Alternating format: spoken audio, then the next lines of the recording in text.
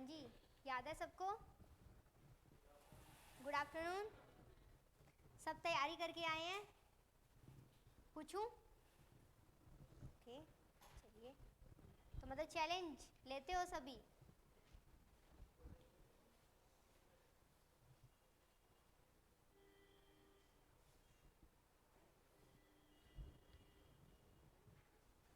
सबसे पहले मुझे बताएंगी,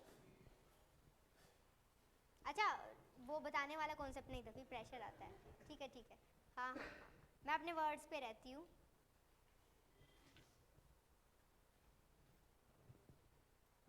कोप 27, ठीक है, कहाँ हुई थी? इजिप्ट में, ठीक है। हाँ वो ज़रूरी नहीं है, बस इजिप्ट में हुई थी।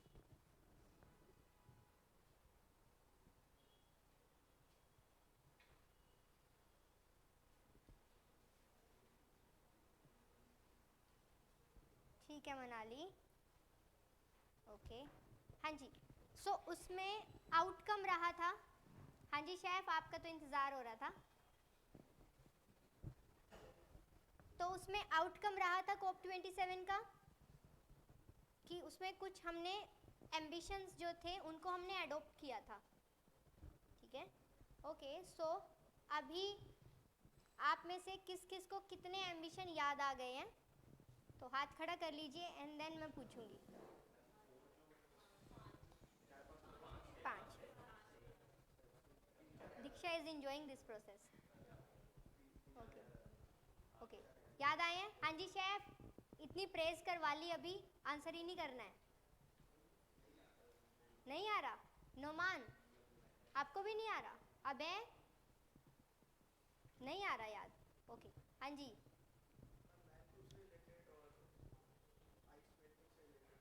आइस मेल्टिंग एंड मैनग्रोव से रिलेटेड आपको कितने याद आए हैं? ओके, वेरी गुड, ओके,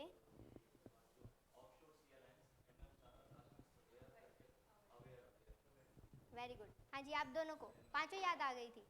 चलिए गोपाल, पता चल रहा है आज क्या हो रहा है? कर का क्लास,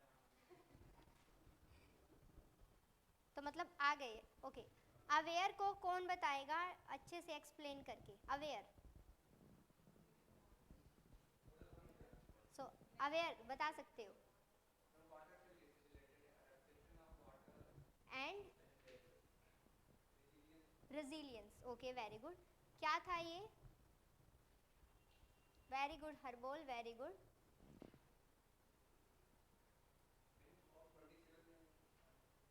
कोप 27, हाँ उसी के तो पूछ रही हूँ आउटकम, तो वो तो आएगा ही।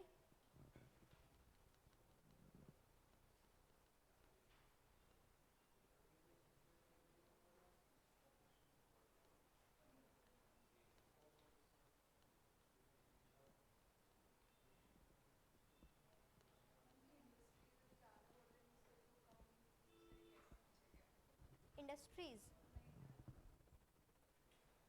आपको आ रहा है कुछ याद? आपको, आप रिवीजन नहीं करके आए हो? बिल्कुल,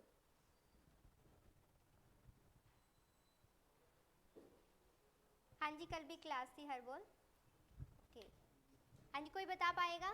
अवेयर आप बता पाओगे? अनूप नहीं, आप?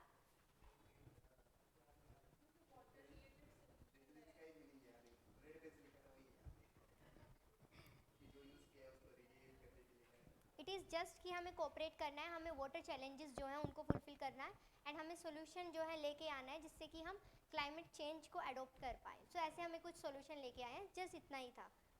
उनको याद आ गया कि किसने और कहाँ लॉन्च किया था? इजिप्ट की कोप 27 में लॉन्च किया था, वो तो हमें पता ही है कि वहाँ पे हुआ था। इसका जो बेसिक ऑब्जेक्टिव रहा है वो है कि कंट्रीब्यूट करना है हमें, कि हमें सक्सेसफुल आउटकम तक पहुँचना है। वो हमने टाइम पीरियड रखा हुआ था 2023 का, जस्ट इतना, ठीक है। चलिए और कुछ पूछती हूँ। ग्रीन क्लाइमेट फंड,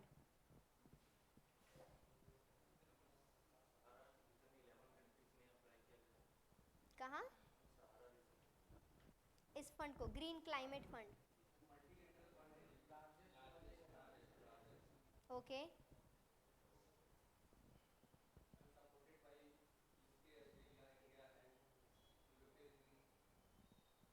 ये फंड,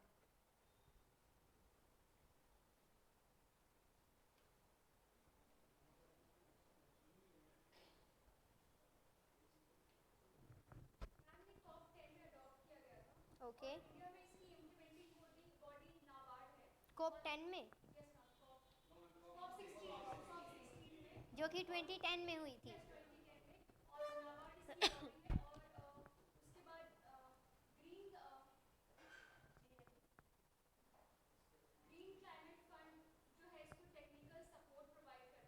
ग्रीन क्लाइमेट फंड ही तो मैं पूछ रही हूँ।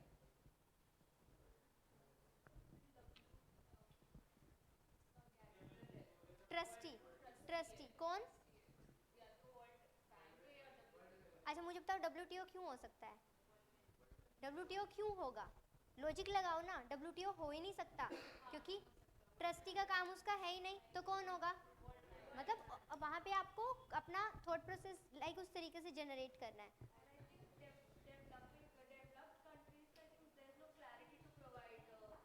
The fund, very good very good.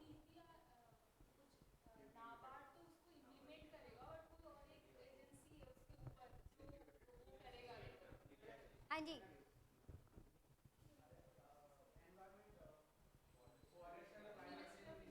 Ministry, ministry है वो करेगी। बहुत अच्छा, आपको अगर पोजीशन के वाइज वो समझ में आ रहा है ना तो बहुत अच्छा। हाँ जी, ऑनलाइन में कर रहे हैं।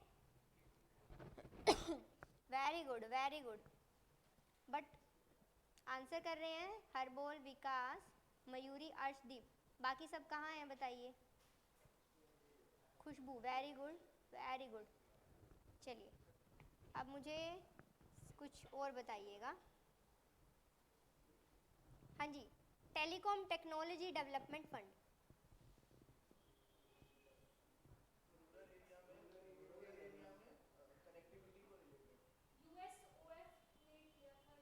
यूएस है क्या वो?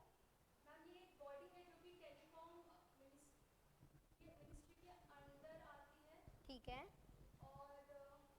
काम क्या करती है?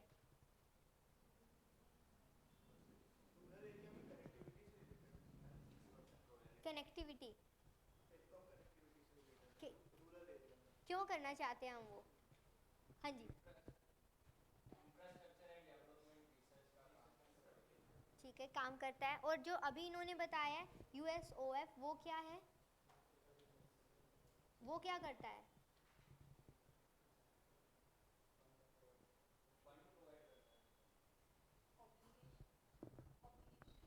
किस तरीके का ऑब्लिगेशन है? USOF full form, full form नहीं तो नॉर्मली बता दीजिए। सो आप यूजुअली क्या होता था रूरल एरियाज में?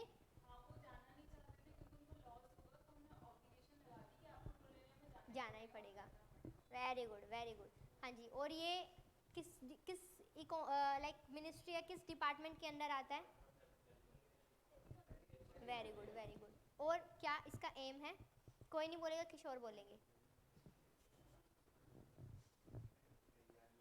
अरे आ जाएगा, आराम से सोचा करो। अपन अपने आप को पहले बोल देते हो हाय मुझे नहीं याद आएगा। इधर मैं कुछ और पूछती हूँ। नेक्स्ट, स्वच्छ सागर सुरक्षित सागर कोस्ट, ओशन को करेगा।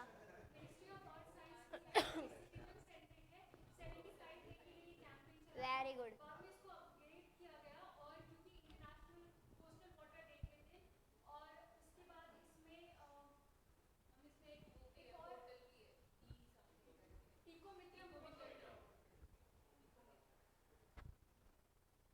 Very good, really impressive, girl power. Next, e Amrit portal, electric vehicle के लिए।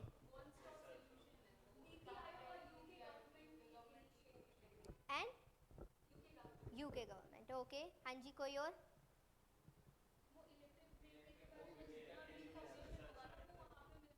हाँ जी,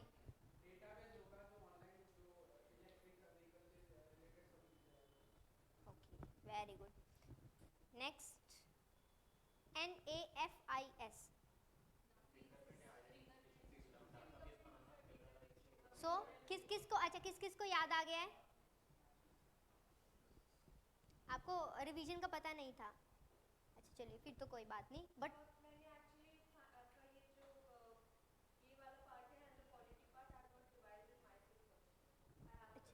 ओके, इस वजह से नहीं, स्कीम वाला भी नहीं हो पाया। ठीक है, फिंगरप्रिंट से रिलेटेड था, क्या कुछ था? हाँ जी, अनूप एंड कालिंदी, आप दोनों को तो बोला था ना।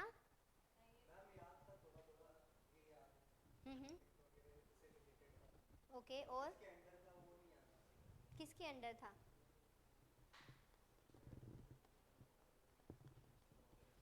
हाँ जी, NAFIC होम मिनिस्ट्री के अंडर क्यों आएगा?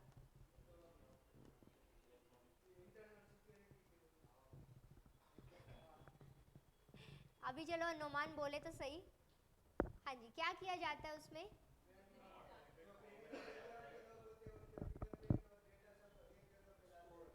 स्टोर किया जाता है, तो किन के किए जा रहे हैं?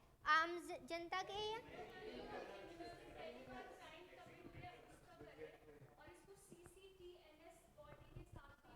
Very good, very good. ICJS, why? क्योंकि उसमें ई प्रिजन्स इन सब का डेटा रखा जाता है।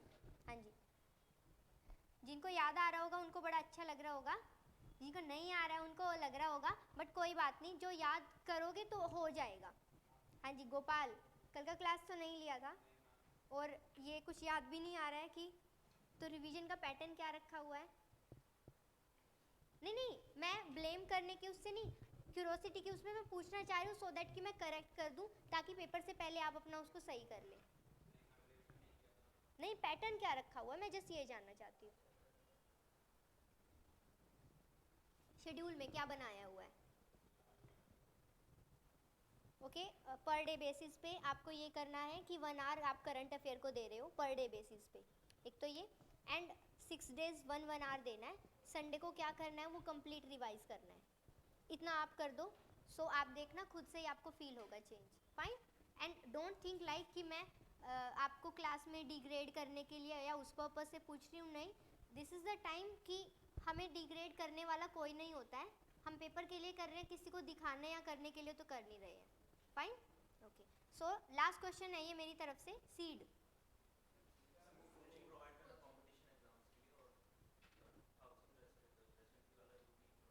हाउसिंग वाला क्या?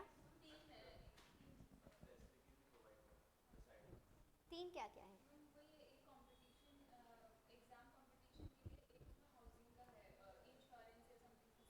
क्या क्या देंगे हम हाउसिंग के लिए, इंश्योरेंस या? जगबीर, आज तो आप आंसर कर ही नहीं रहे हो, बताओ।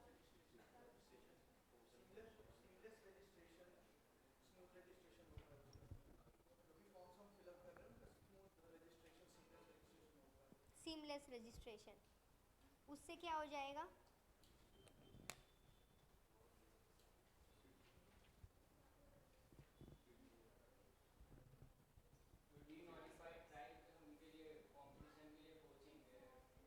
For the D notified tribes, very good, very good.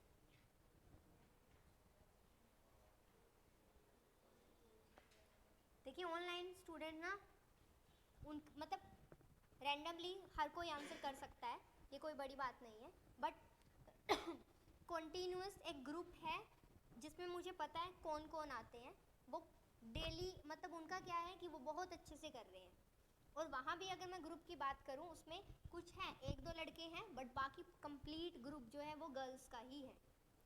तो अगर मैं आपको बोलूँ, मैं ये नहीं डिग्रेड नहीं कर रही हूँ मैं बॉयज़ को, बट गर्ल्स का जो रिवीजन पैटर्न होता है और जो उनका शेड्यूल को फॉलो करने का डिसिप्लिन होता है ना, वो कंपैरेटिवली बॉयज़ से ज़्यादा डिसिप्लिन होती है, कि करना है तो करना है, इतना करना है तो इतना ही करना है, और ये ऑनलाइन में तो बिल्कुल है। हाँ, मैंने बोला 1-2 लड़के, विकास है, विकास का नेम बोल रही हूँ मैं, ऑनलाइन में वो लड़की नहीं है, लड़का है, एंड बट वो भी बहुत, नहीं जगबीर नहीं है, जगबीर आप नहीं हो।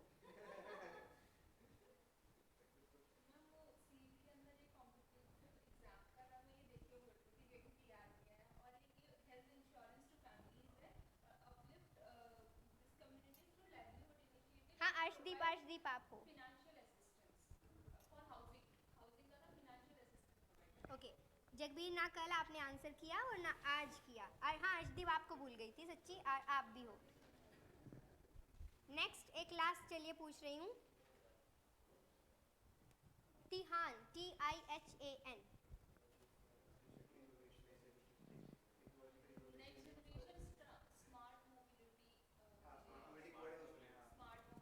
Okay, full form. शेफ ने तो कल इतना प्रेज लूट लिया ना, आज कुछ नहीं करना है। 3-4 पेज नहीं आते।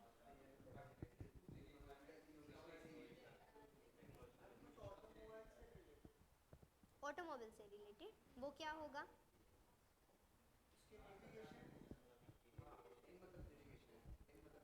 हाँ, शुरू का आपने सही बोला था। Innovation, H for hub, own, autonomous navigation. ठीक है, वेरी गुड।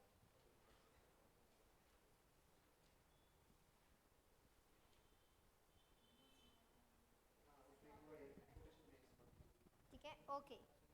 सो अच्छा, एक लास्ट अब बस, फिर उसके बाद करेंगे। ROSCTL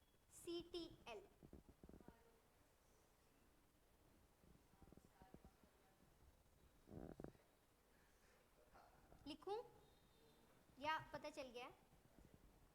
ओके, हिंट दे देती हूँ, स्कीम का सबसे लास्ट है।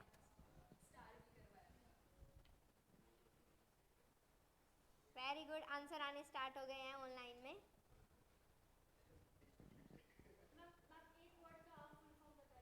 स्कीम है ये फॉर रिबेट।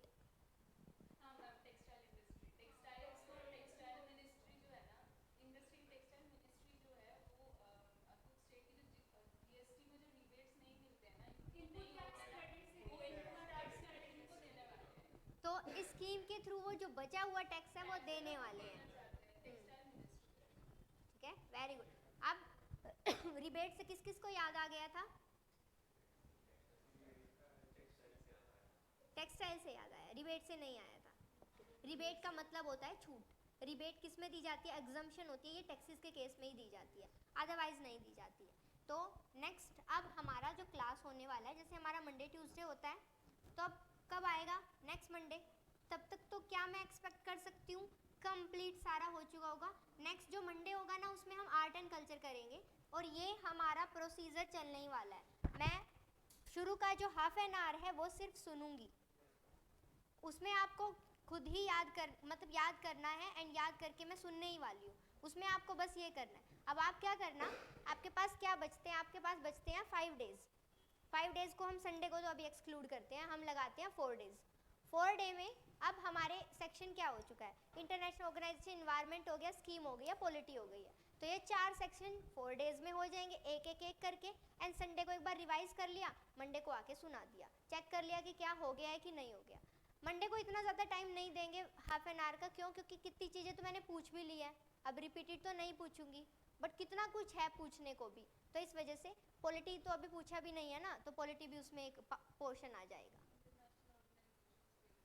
हाँ, वो भी नहीं पूछे हैं, सिर्फ इन्वायरमेंट और स्कीम पे ही फोकस किया है, क्योंकि वो ताजे ताजे हुए थे इस वजह से। तो अब आप ऐसे करना और देखते हैं, बर्डन नहीं करना अपने माइंड को, जस्ट चेक करो कि कितना याद है। जितना हाथ में ये है तो इसको तो करके कर ही सकते हैं ना हम इंश्योर। चलिए, अब नेक्स्ट हम आ जाते हैं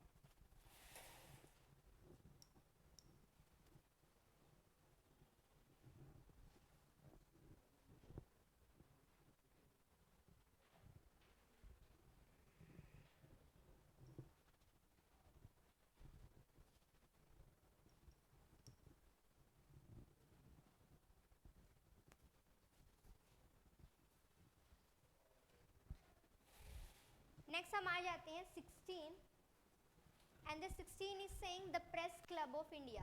the press club of India ये कब एस्टेब्लिश हुआ था? 1978 में एस्टेब्लिश हुआ था, याद करने की ज़रूरत नहीं है।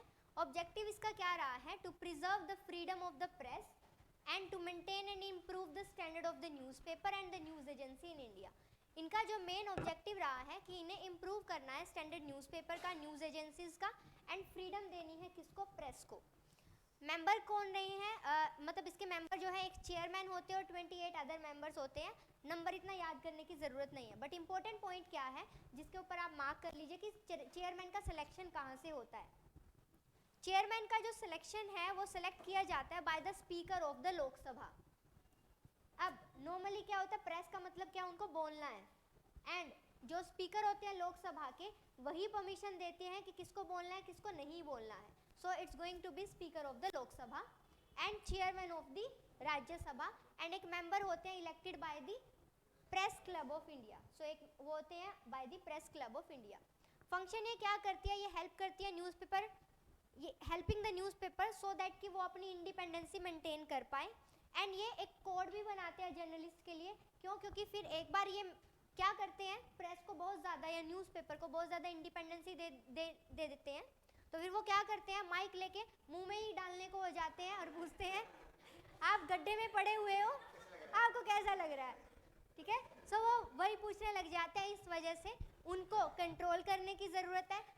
सो इसीलिए हम करेंगे, we are going to build a code of conduct for the journalist and for the news agencies, कि हम जर्नलिस्ट एंड न्यूज़ एजेंसीज के लिए बनाएंगे। And we will help maintain the high standard of public taste, कि public का taste है उसके according हम हाई स्टैंडर्ड।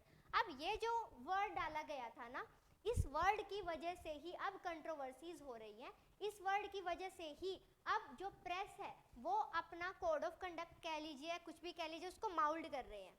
क्यों माउल्ड कर रहे हैं, इस सेंस में आप देख लीजिए कि अब टेस्ट जो ये बोल रहे हैं उस टेस्ट के वजह से ये वो टाइप के मिर्च मसाला टाइप ऑफ कंटेंट ज़्यादा दिखाते हैं, एंड या फिर वो जो डिबेट होती है जिनमें कुछ नहीं करना होता, एक टॉपिक को उठा लेते हैं एंड उसी टॉपिक को बोलते रहते हैं, and the kind of thing कि ये बोलते रहते हैं, you can say religious divide करते रहते हैं, एंड कास्टिज्म का जो है वो सब चीज़ें बोलते रहते हैं, तो उन सब चीज़ों को वो मेंटेन करके चलते हैं। अब एप्लीकेबिलिटी क्या रहने वाली है पीसीआई डिसीजंस की, द डिसीजन उनके फाइनल रहेंगे एंड उनको अपील नहीं किया जा सकता है before a court of law, कि कोर्ट ऑफ लॉ के सामने आप उनको अपील नहीं कर सकते हो। सो press club of India, club में हम क्या करते हैं, क्लब में होता है कि वहाँ पर पूरा मीटिंग होगा, तो उस मीटिंग के हिसाब से क्या किया जाएगा, डिसीजंस उनका फाइनल होगा एंड उसके अगेंस्ट में अपील नहीं की जा सकती है। रिस्ट्रिक्शंस क्या रहेंगे, जो पीसीआई है वो पेनलाइज नहीं कर सकती है न्यूज़पेपर को, न्यूज़ एजेंसीज को, एडिटर को एंड जर्नलिस्ट को अगर उन्होंने किसी गाइडलाइंस को वॉयलेट किया है, तो ऐसा करके वापस से उनको फिर इम्यूनिटी दे दी है।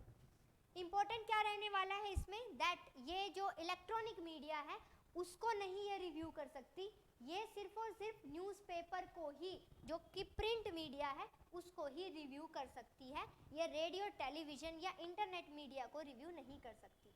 इज इट ओके और नॉट। तो मोस्ट इंपॉर्टेंट पॉइंट आपके लिए क्या रहने वाले हैं कि इनका डिसीजन फाइनल रहेगा और उसके अगेंस्ट आप अपील नहीं कर सकते, और पीसीआई पेनलाइज नहीं कर सकती newspaper, news agencies, editor, journalist for the violation of the guidelines, उसके लिए आप नहीं कर सकते हो। सो ये इसका रहने वाला है। Next, Indian council of agriculture research, nature क्या है, ये एक ऑटोनॉमस ऑर्गेनाइजेशन है under the department of agriculture research and education.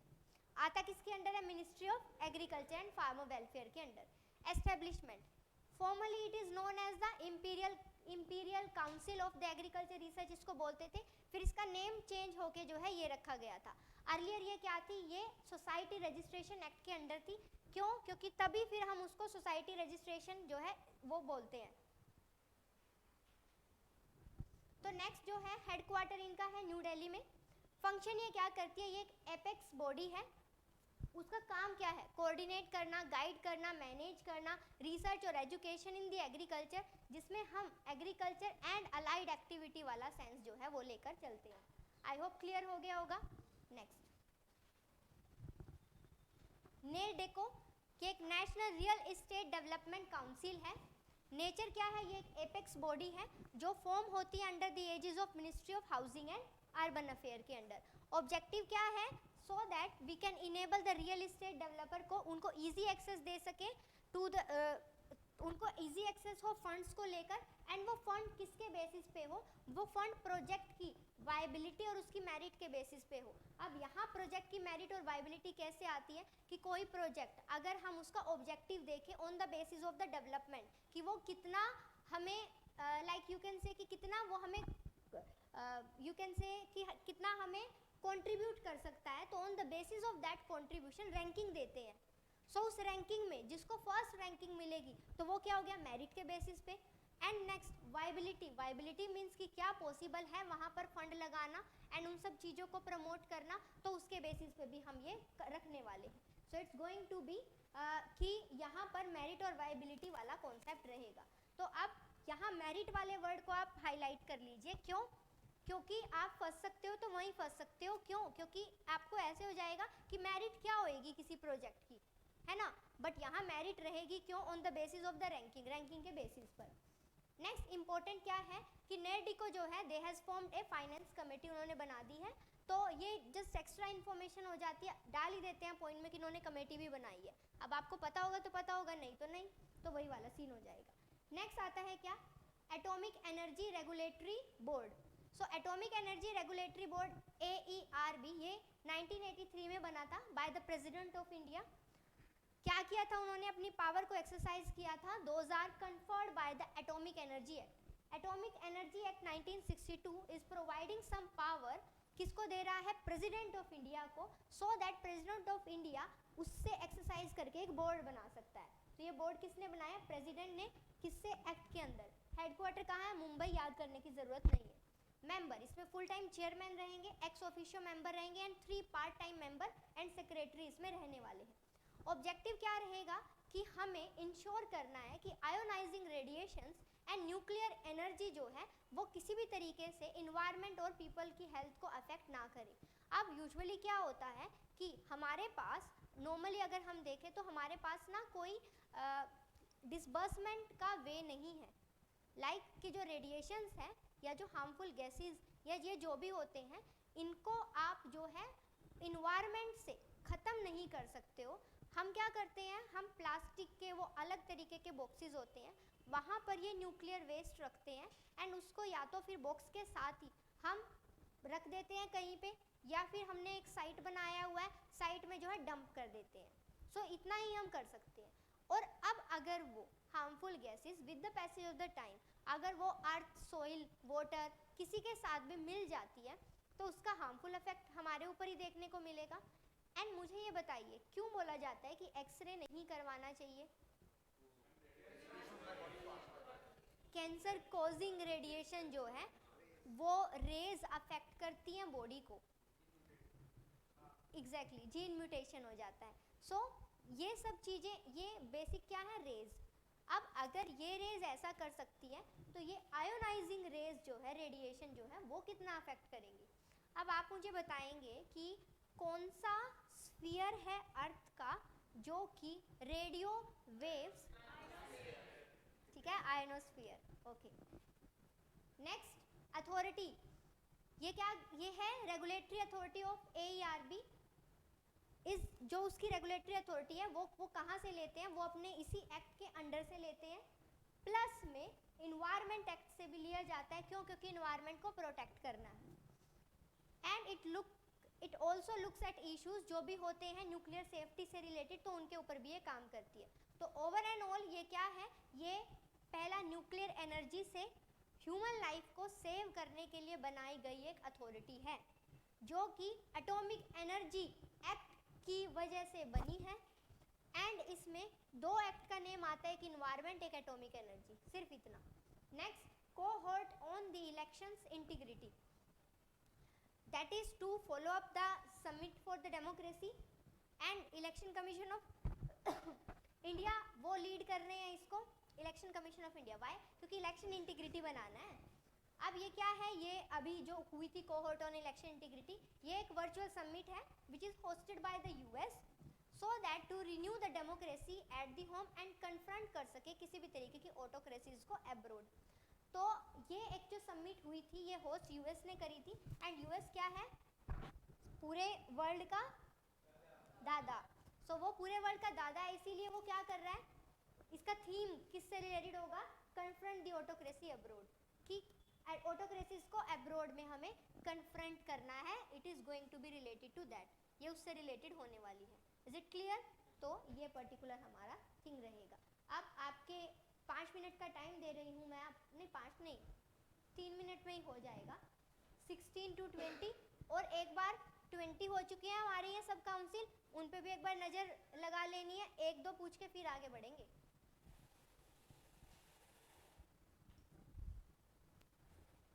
विकास तो बोल रहे हैं अगली बार मैम बीमार पड़ी तो हम भी मैम से ऐसे ही पूछेंगे. कैसा लग रहा है आपको?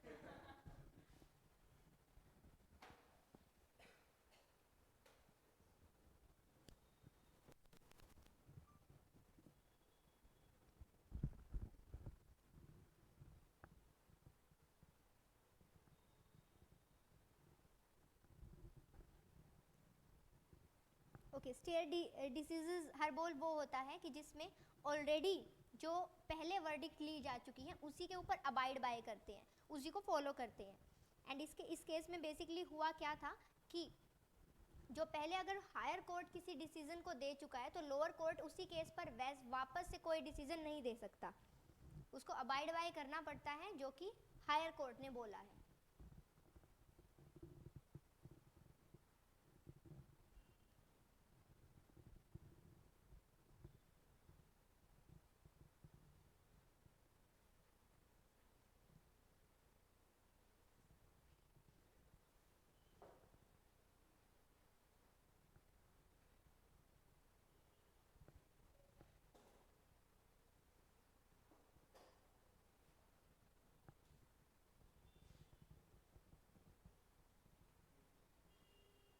हाँ जी, it is decided by the 3 member.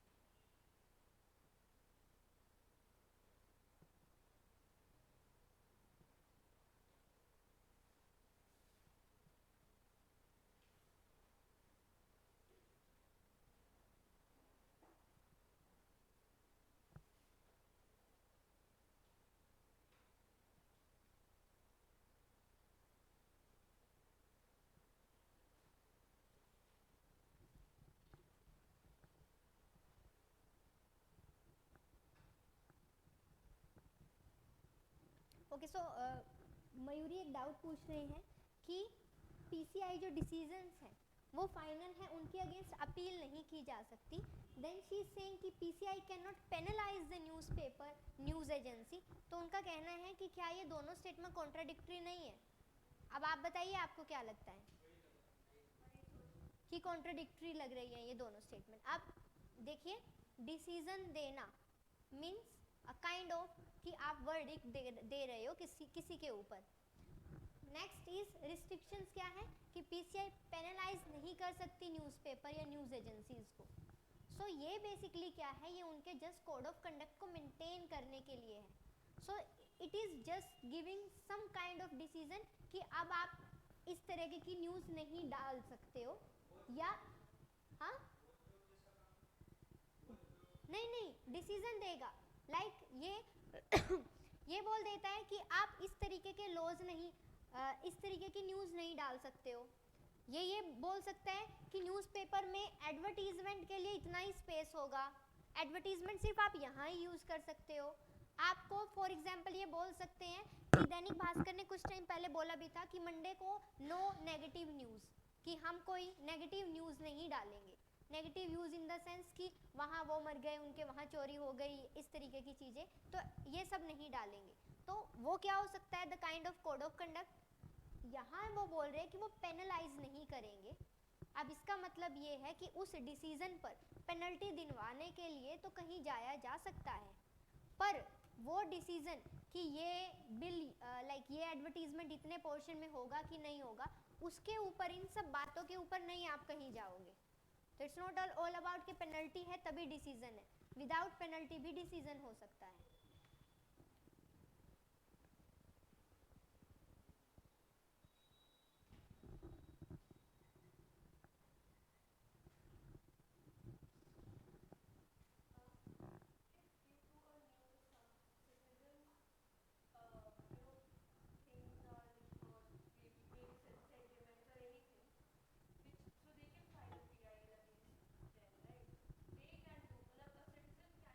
Yeah, exactly, they can do.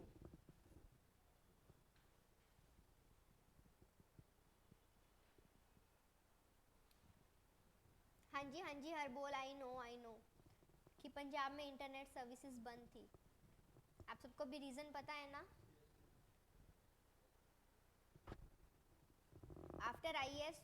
After becoming IAS officer क्या करना है, कहीं पे भी कुछ होता है सबसे पहले इंटरनेट सर्विस को कट कर दो।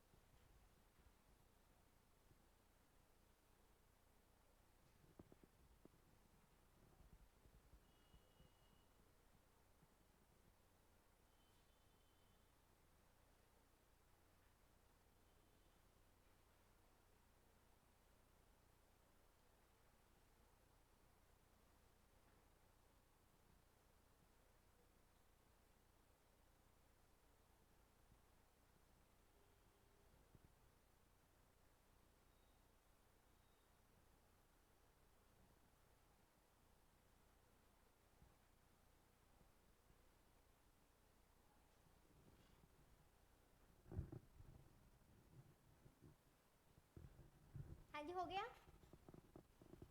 पूछूं अभी? Confidence? Okay, so sorry Jagbir. हाँ नहीं, बट मैं याद करने के लिए टाइम दे देती हूँ। ओके, सो सबसे पहले तो ना आप यहाँ पे देखिए, करेक्ट कर लीजिए, and so sorry for that. 6 justice K G Balakrishnan panel के लिए यहाँ पे to examine the SC status to the Dalit those are converted other than Sikhism and Buddhism, कि कन्वर्टेड हो गए हैं वो किसी और में other than Sikhism and Buddhism, तो उनका एससी स्टेटस, ठीक है, उसके लिए ये है। एंड थैंक्स टू किशोर कि उन्होंने पॉइंट आउट करवाया, thank you so much. Next हम आ जाते हैं बिल्स एंड एक्ट्स के लिए।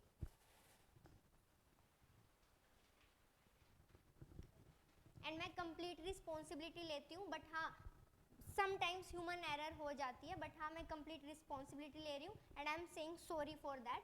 बट नहीं, वो हो जाता है कि it may be quite possible उसमें 2 मार्क्स का डिफरेंस आता है। देखिए 2 मार्क्स का डिफरेंस आता है किसी भी चीज़ों के लिए। बाकी पूरे उसके लिए पूरा आप आंख बंद करके बिलीव करके चल सकते हैं बाकी कंप्लीट इन्फॉर्मेशन के लिए, बट कभी हो जाता है human error, for that I am saying sorry. So next आ जाता है फर्स्ट वन आपका बिल्स एंड एक्ट्स। इसमें फर्स्ट वन आता है नेशनल जुडिशियल कमीशन बिल 2022। ये 7 है, 7 करवा के सुनूंगी, छोड़ूंगी तो नहीं। पहले मैंने सोचा ये 7 भी दे देती हूँ फिर कंप्लीट सुनूंगी। सो पहला हम देख लेते हैं अभी इसमें क्या होने वाले हैं, सारे बिल एंड एक्ट होने वाले हैं जो कि हमारे इस टेन्योर या इस टाइम पीरियड में रहे हैं। पहला आ जाता है नेशनल जुडिशियल कमीशन बिल 2022। अब ये क्या है, ये है एक प्राइवेट मेंबर बिल, इंट्रोड्यूस हुआ कहाँ, राज्यसभा में। अब आप सब मतलब आप सबको पता ही होगा और मैं भी ये अज्यूम करके चल रही हूँ कि प्राइवेट मेंबर बिल होता क्या है, बट आप होमवर्क के लिए लिख लीजिए कि आप क्या करोगे, आप पढ़ोगे कि बिल कितने टाइप के होते हैं, the types of bill.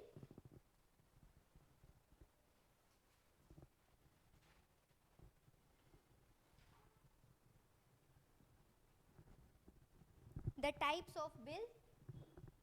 And एक और बात आप पढ़ोगे कि कब कौन सा बिल क्या हो जाता है, लैप्स हो जाता है, वो वाले रूल भी। एंड आई थिंक आपको आते भी होंगे, कोई बड़ी बात नहीं है, पर मैं क्या इंसिस्ट कर रही हूँ, एक बार खोल के देख लेना है। अब वो national judicial commission NJC bill लेकर आए हैं, आप सबको पता है ये पहले आ चुका है, फॉलो अप हो चुका है, फिर स्ट्रक डाउन हो चुका है, अब वापस से बिल लेकर आ रहे हैं। देखते हैं क्या होता है। और है क्या है, प्राइवेट मेंबर बिल। इनको कुछ अकल नहीं होती है, क्या करते हैं, कुछ भी बिल ले आते हैं, वो यूपीएससी के एस्पिरेंट को क्या करना पड़ता है, फिर पढ़ना पड़ता है। उनको क्या करना है, अभी देखिए सीधी सी बात है, आपको पता है प्राइवेट मेंबर बिल है, ये कैसे पास हो जाएगा, होगा नहीं होगा, गारंटी है ये नहीं होगा। क्यों, क्योंकि मेजोरिटी में ही नहीं है ना, प्राइवेट मेंबर बिल है, अपनी एग्जिस्टेंस के लिए करवा देते हैं, हमें क्या है, हमारे लिए गलत हो जाता है, अभी हमें कंप्लीट करना पड़ेगा हमारे लिए। अब यहाँ से एक और आप वो लिखिए कि इसमें आपको पूरा का पूरा सुप्रीम कोर्ट अच्छे से पढ़ना है, चैप्टर सुप्रीम कोर्ट। क्यों, क्योंकि वो सुप्रीम कोर्ट चैप्टर इसकी वजह से इम्पोर्टेंट हो गया है। तो आप ना इसमें अपने ही नोट्स में ही लिख लेना कि करंट के साथ स्टैटिक वो करना है। फॉर द पॉलिटी करंट इतना इंपॉर्टेंट नहीं होता है, ऑनेस्टली आई एम सेइंग, पर बस उसकी ये जो काउंसिल वगैरह करवाई है ना मैंने, ये इंपॉर्टेंट है। अदरवाइज पॉलिटी के लिए इसकी वजह से जो स्टैटिक वाला पोर्शन है वो इंपॉर्टेंट हो जाता है। तो ये एम क्या है इसका, to regulate the appointment of the जजेस to the high court and the supreme court through the national judicial commission के थ्रू करना है। कहाँ, हाई कोर्ट में भी, सुप्रीम कोर्ट में भी, ठीक है। नेक्स्ट प्रोविजन क्या रहने वाले हैं बिल के, ये क्या करेंगे, they will recommend person for the appointment as, पहला chief justice of India, first, second other जजेस of supreme court, next third chief justice for the high court, fourth other जजेस of the high court and their transfer, fifth portion, and sixth to lay down the judicial standard. Earlier जो पहले वाला था that was not saying about the standard, sixth क्या कर रहे हैं, judicial standard. Then they provide for accountability of the judges. Seventh portion, provide accountability of the judges. Eighth, they will establish credible and expedient mechanism for investigating into the individual complaint for the misbehavior or incapacity. आप सबको पता है अगर supreme court के जज को हटाना होता है तो उसके ग्राउंड क्या है, दो ही हैं, एक है मिसबिहेवियर और एक है इनकैपेसिटी। क्या इनको डिफाइन किया गया है, बिल्कुल भी डिफाइन नहीं किया गया है। एंड जज of the supreme court and the high court. So over and all हमने देखा कि इस बिल में, ओवरऑल हमने देखा इस बिल में, पहला चीफ जस्टिस के लिए, दूसरा जजेस के लिए, तीसरा chief justice of high court and other जजेस and their transfer, and they are maintaining the standard, they are maintaining the accountability, they establish the credibility and expedient mechanism for investigating the complaint for misbehavior incapacity of the judges of supreme court and high court. So इसमें provision कितने लाए हैं, 9 provision लाए हैं for the bill। अब ये 9 आपको याद करने पड़ेंगे। हमारे लिए important क्या हो गया है कि इसमें क्या नया लेकर आया गया है, तो वही वाली चीज़ है, उसमें सिर्फ अपॉइंटमेंट की बात थी, इसमें जुडिशियल स्टैंडर्ड, क्रेडिबिलिटी, इन्वेस्टिगेटिंग, उन सब की भी बात की गई। फाइन। नेक्स्ट आ जाता है आपका second, government of NCT Delhi versus union of India case 2018। अब इनको भी कुछ काम ही नहीं है, इनका भी क्या है, दिल्ली का है कि कभी दिल्ली वाले बोलेंगे, कभी यूनियन बोलेगी, कभी कुछ बोलेंगी, हमारा क्या है, हमारे लिए हो जाता है नुकसान। सो अब क्या है, द एलजी, ये बिल में वो क्या लाए, अब सीधी सी बात है, आपको पता है, होने देंगे क्या ये, नहीं, तो क्यों परेशान होते रहते हैं, क्या बोल रहे हैं, that LG would be bound by the aid and advice of council of minister. LG पूछता है कि मतलब आए हो ना हमारे यहाँ पे, तो आपके अगर ज़्यादा बोलोगे तो समोसों की गिनती कम कर देंगे आपकी, आप 5 खा रहे हो उसके बदले में 4 ही देंगे आपको। सो ये वाला सीन जो है कर सकते हैं। सो उस सीन में आप देखिए कि इस बिल में क्या लेकर आया गया है, दैट वी वुड बी कि एलजी बाउंड होगा द सेम प्रेसिडेंट बाउंड होता है by the aid and advice of the council of minister. And even one more thing, उसमें क्या होती है दैट कि जो प्रेसिडेंट है उसका हम ये बोल देते हैं कि जो प्रेसिडेंट है बेसिकली अगर वो कोई डिसीजन ले रहा है तो डिसीजन का मतलब है कि उसका डिसीजन काउंसिल ऑफ मिनिस्टर की तरफ से ही आ रहा है, and that were not directly under the control of the LG, जो एलजी के कंट्रोल में नहीं है, उन सब मैटर में वो हमारी एड एंड एडवाइस लेंगे। इश्यूज जो आते हैं एलजी के कंट्रोल के अंडर, आप सबको पता है इन द दिल्ली 3 आते हैं, कौन कौन सा, police, public order and land, ये तीनों आते हैं। प्रेजेंट स्टेटस अगर दिल्ली का बोला जाए as the UT, so 69th amendment of the constitution जो कि 1991 में हुई थी, they gave the national capital of Delhi एक स्पेशल स्टेटस दिया था ताकि वो क्या कर सके, अपना खुद का डेमोक्रेटिकली इलेक्टेड गवर्नमेंट हो, मींस लेजिस्लेटिव असेंबली हमने दी थी। एंड उस टाइम पे हमने न्यू आर्टिकल इंसर्ट किए थे 239AA and 239AB after the article 239A। So article 239A के बाद नेक्स्ट 2 आर्टिकल और दिए थे। अब इन आर्टिकल का नेम आया है तो इस वजह से ये इंपॉर्टेंट हो गए हैं, आपको पढ़ना होगा ये आर्टिकल 239A। आपका होमवर्क देखिए, 239 आर्टिकल किस पार्ट में आते हैं एंड उस पार्ट में इनसे रिगार्डिंग क्या कुछ दिया हुआ है। 239 क्या क्या क्या नहीं अरे बताओ,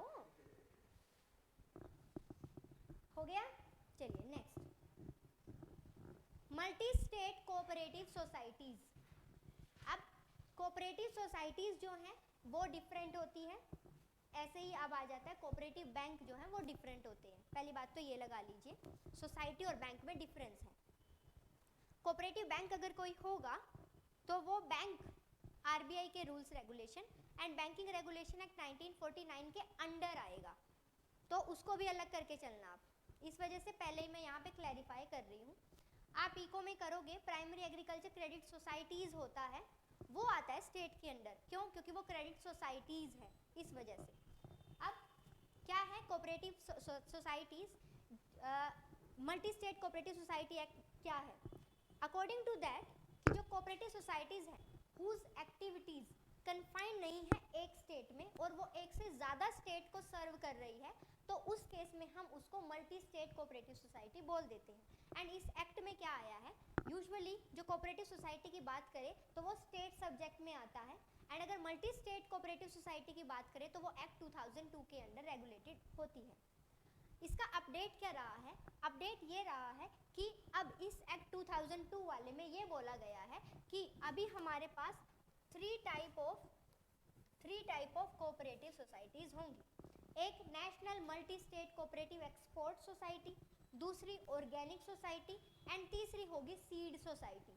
इनका ऑब्जेक्टिव क्या है सेटअप करने का, सो दैट हम साकार से समृद्धि, प्रोस्पेरिटी, सहकार से समृद्धि means prosperity through the cooperation को अचीव कर पाए, and with the help of that हम इंक्लूसिव ग्रोथ जो है वो अचीव कर पाए, with the help of that हम इंक्लूसिव ग्रोथ अचीव कर पाए, ये हमारा जो है ऑब्जेक्टिव रहने वाला है। Is it clear? सो ये हमारा बेसिक होने वाला है। Next, the model conclusive land tilting act ठीक है, टिल्टिंग एक्ट होगा, टिटलिंग हो गया, सो टिल्टिंग एक्ट। सो ये क्या है, नीति आयोग ने ये पब्लिश किया है। अब लैंड अथॉरिटीज जो हैं they are set up by land वैसे किसके अंडर आता है, land is a state subject, state subject के अंडर ये स्टेट सब्जेक्ट ही माना जाता है। सो अगर तो स्टेट सब्जेक्ट के अंडर आता है तो उस सेंस में हम क्या करते, उस सेंस में हम ये करते दैट कि दिल्ली के केस में उसको एक असेंबली की फॉर्म में बना दिया गया है। तो इस वजह से क्या होना चाहिए था, उस रीज़न की वजह से स्टेट के पास ही वो जाना चाहिए था, मीन्स वो दिल्ली गवर्नमेंट के पास जाना चाहिए था, बट यूनियन ने वो अपने पास रखा है थ्रू दी एलजी के थ्रू। अब यहाँ क्या होगा, टाइटल रजिस्ट्रेशन ऑफिसर जो है वो प्रिपेयर करेगा एक draft list of the land titles that are being based on the existing record and the document. यहाँ एक जस्ट पूरा का पूरा परफॉर्मा वाइज बनाया जाएगा। उस परफॉर्मा में हम क्या करने वाले हैं, हम एक ड्राफ्ट लिस्ट बनाने वाले हैं जिस लिस्ट में हम एग्जिस्टिंग रिकॉर्ड्स और डॉक्यूमेंट्स की बात करेंगे। सो यहाँ हम एग्जिस्टिंग रिकॉर्ड एंड डॉक्यूमेंट्स की बात करने वाले हैं। ये एक अपीलेट ट्रिब्यूनल होगा ओवर अ 3 ईयर पीरियड। यहाँ पर 3 ईयर के पीरियड के लिए होगा। यहाँ पर जो डिसीजन है टीआरओ कौन होने वाला है, title registration officer, and the LDRO जो कि क्या है, जो लैंड से रिलेटेड जो है, लैंड टिल्टिंग जो लैंड से रिलेटेड लाइक रजिस्ट्रेशन ऑफिसर होगा वो चैलेंज किए जा सकेंगे किसके सामने, इस अपीलेट ट्रिब्यूनल के सामने। सो इस अपीलेट ट्रिब्यूनल के सामने हम उसको कर सकते हैं। जो कंक्लूसिव प्रूफ होने वाला है ओनरशिप का वो क्या होगा कि 3 साल के पीरियड के बाद जो एंट्रीज थी in the record of the title उनको आपको प्रूफ ऑफ ओनरशिप मान लिया जाएगा। सो अब आपको जस्ट एक टाइटल देंगे, टाइटल अगर 3 ईयर तक आपके पास ही रहता है देन उसको प्रूफ ऑफ ओनरशिप मान लिया जाएगा। सो इट मीन्स कि वो टाइम पीरियड के ऊपर बात की गई है, 3 ईयर का आप जो है मार्क कर लीजिए।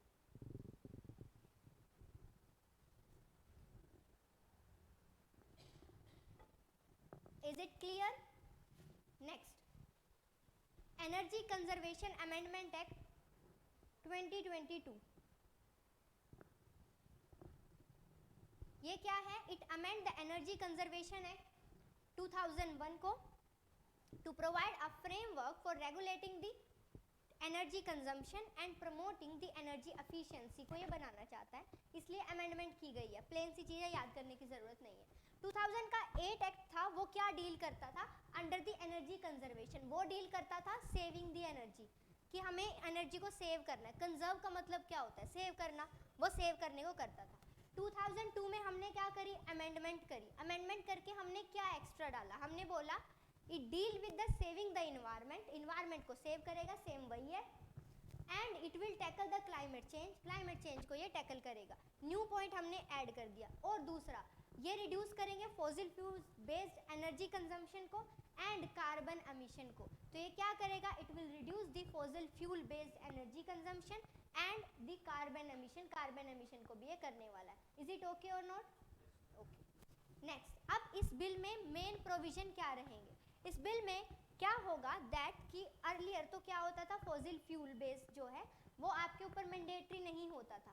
अब इन्होंने क्या कर दिया है, फॉसिल फ्यूल और नॉन फॉसिल फ्यूल जो सोर्सेज हैं, लाइक जो हम जिनको हम ग्रीन एनर्जी सोर्सेज बोलते हैं, एथनॉल ब्लेंडिंग आपको पता है, ठीक है, और बहुत सारे आते हैं, बायोडीजल आता है, बहुत सारे जो है फ्यूल आते हैं जो कि कैसे हैं, आपके एनर्जी बेस्ड है, ग्रीन एनर्जी बेस्ड। तो यहाँ it is a mandatory use of non fossil fuel sources, जैसे कि ethanol blending, green hydrogen, green ammonia, biomass for the energy, feed stock हो सकता है लाइक माइनिंग में, cement, steel, textile, chemical, petrochemical में, transport sector में, commercial buildings में। Central government जो है अब वो स्पेसिफाई करेगी क्या क्या स्टैंडर्ड होने चाहिए एंड वो कैसे रहेंगे, मैंडेटरी। मीन्स अब आपको green sources of energy use करना ही करना है। Now it's compulsory upon you कि आपको करना है। अब ये चॉइस नहीं हो गया, अब करना ही पड़ेगा। अब मुझे बताइए आप में से कौन कौन किस किस ने स्कूटी में पेट्रोल डलवाया है? गर्ल्स तो हाथ, शुक्र है गर्ल्स का हाथ आ गया, नहीं मुझे अभी वो हो जाता गर्ल्स पावर वाला। तो हाँ, सो नहीं, उसमें क्या होता है कि आप पेट्रोल तो डलवाते हो, उसके साथ साथ में कुछ डालना पड़ता है ना, वो वो क्यों डालते हैं?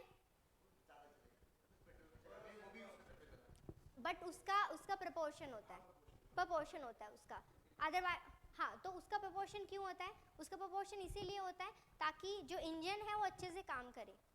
अब वो आपकी चॉइस है, आप डलवाना चाहते हो कि नहीं डलवाना चाहते, बट आपको बेनिफिट लग रहा है आप डलवाते हो, और सभी डलवाते हैं, ठीक है ना। But in case of the non fossil fuel आप यूज़ करते हो नहीं करते हो? अभी बोला गया था कि हमें 10% ब्लेंडिंग करनी है, अचीव कर लेना बाय 2022। हमने अचीव कर लिया था, सीधी सी बात है, हमने बोल दिया कि हम तो अचीव कर चुके हैं। उसके बाद नेक्स्ट जो थिंग बोली गई वो क्या बोली गई? वो ये बोली गई कि यहाँ पर आप जब किसी भी बेसिक थिंग को अब आपको मैंडेटरीली रखना पड़ेगा। मैंडेटरीली का मतलब क्या है कि अब आपके ऊपर कंपल्शन है कि आप स्कूटी में पेट्रोल डलवाओगे तो उतना भी आपको डलवाना ही पड़ेगा, वरना जो पेट्रोल पंप वाला है वो डालेगा नहीं। पर पेट्रोल पंप वालों में इतनी इंटीग्रिटी आ जाए, आप में भी इतनी इंटीग्रिटी आ जाए, तो वो तो काम ही अलग हो गया ना। सो दैट्स वाई ये किया जाएगा। आई होप आप समझ पाए होंगे। Next, it will empower the state electricity regulatory commission को कि वो रेगुलेशन बनाए, वो रेगुलेशन बनाएंगे तभी ये हो पाएगा। Next, they will do the expansion of the governing council of the BEE, ठीक है। अब नेक्स्ट ये बेसिक जो BEE है ये आपका होमवर्क है, इसको आप लिखिए। यस, लिखिए, अरे वो दूसरा है, ठीक है। सो ये आपका होमवर्क है, ये आपको करके लेके आना है। नेक्स्ट, स्टेट गवर्नमेंट उनको पावर दी गई है कि वो फी जो है वो लगा सकते हैं फॉर द सर्विसेज जो भी देंगे रिलेटेड सर्विसेज। यहाँ पर एक स्टेट एनर्जी कंजर्वेशन फंड बनाया जाएगा एंड किसी भी तरीके के ब्यूरो से रिलेटेड नेम वाले अगर कुछ बना देते हैं तो वो माना जाएगा कि वहाँ पर वो आपको मतलब नॉर्मली ये माना जाएगा कि वो आपको, जैसे एडवर्टीजमेंट होता है ना, आप नॉर्मली कहीं बस स्टैंड पे पानी लोगे, बिस्लेरी का जगह पे आपको बिल्सरी मिलेगा। सो वो वाला थिंग रहता है। अब वही वाला सेम चीज़ है कि ब्यूरो के नेम से अगर कोई और करेगा तो उसको जो है उसके अगेंस्ट कोई भी क्रिमिनल या सिविल ऑफेंस की तरह एक्शन लिए जा सकेंगे, तो वो जो है सेंस रहेगा। आई होप क्लियर है।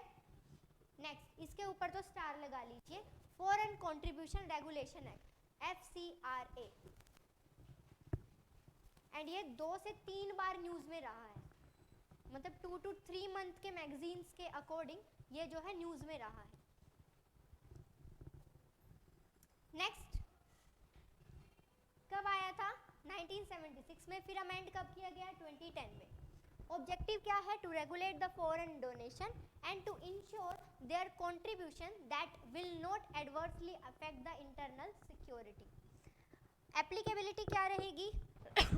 It is applicable to all the association, group, NGOs जो इंटेंड करते हैं कि उनको फॉरेन डोनेशन चाहिए, उनके ऊपर ये अप्लाई होगा ही होगा।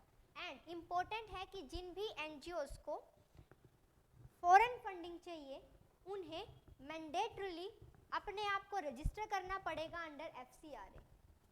हर NGO के ऊपर FCRA नहीं पहुंचेगा, वो NGO जो कि फॉरेन कंट्रीब्यूशन लेते हैं उनके ऊपर पहुंचेगा एंड उनको देखेगा।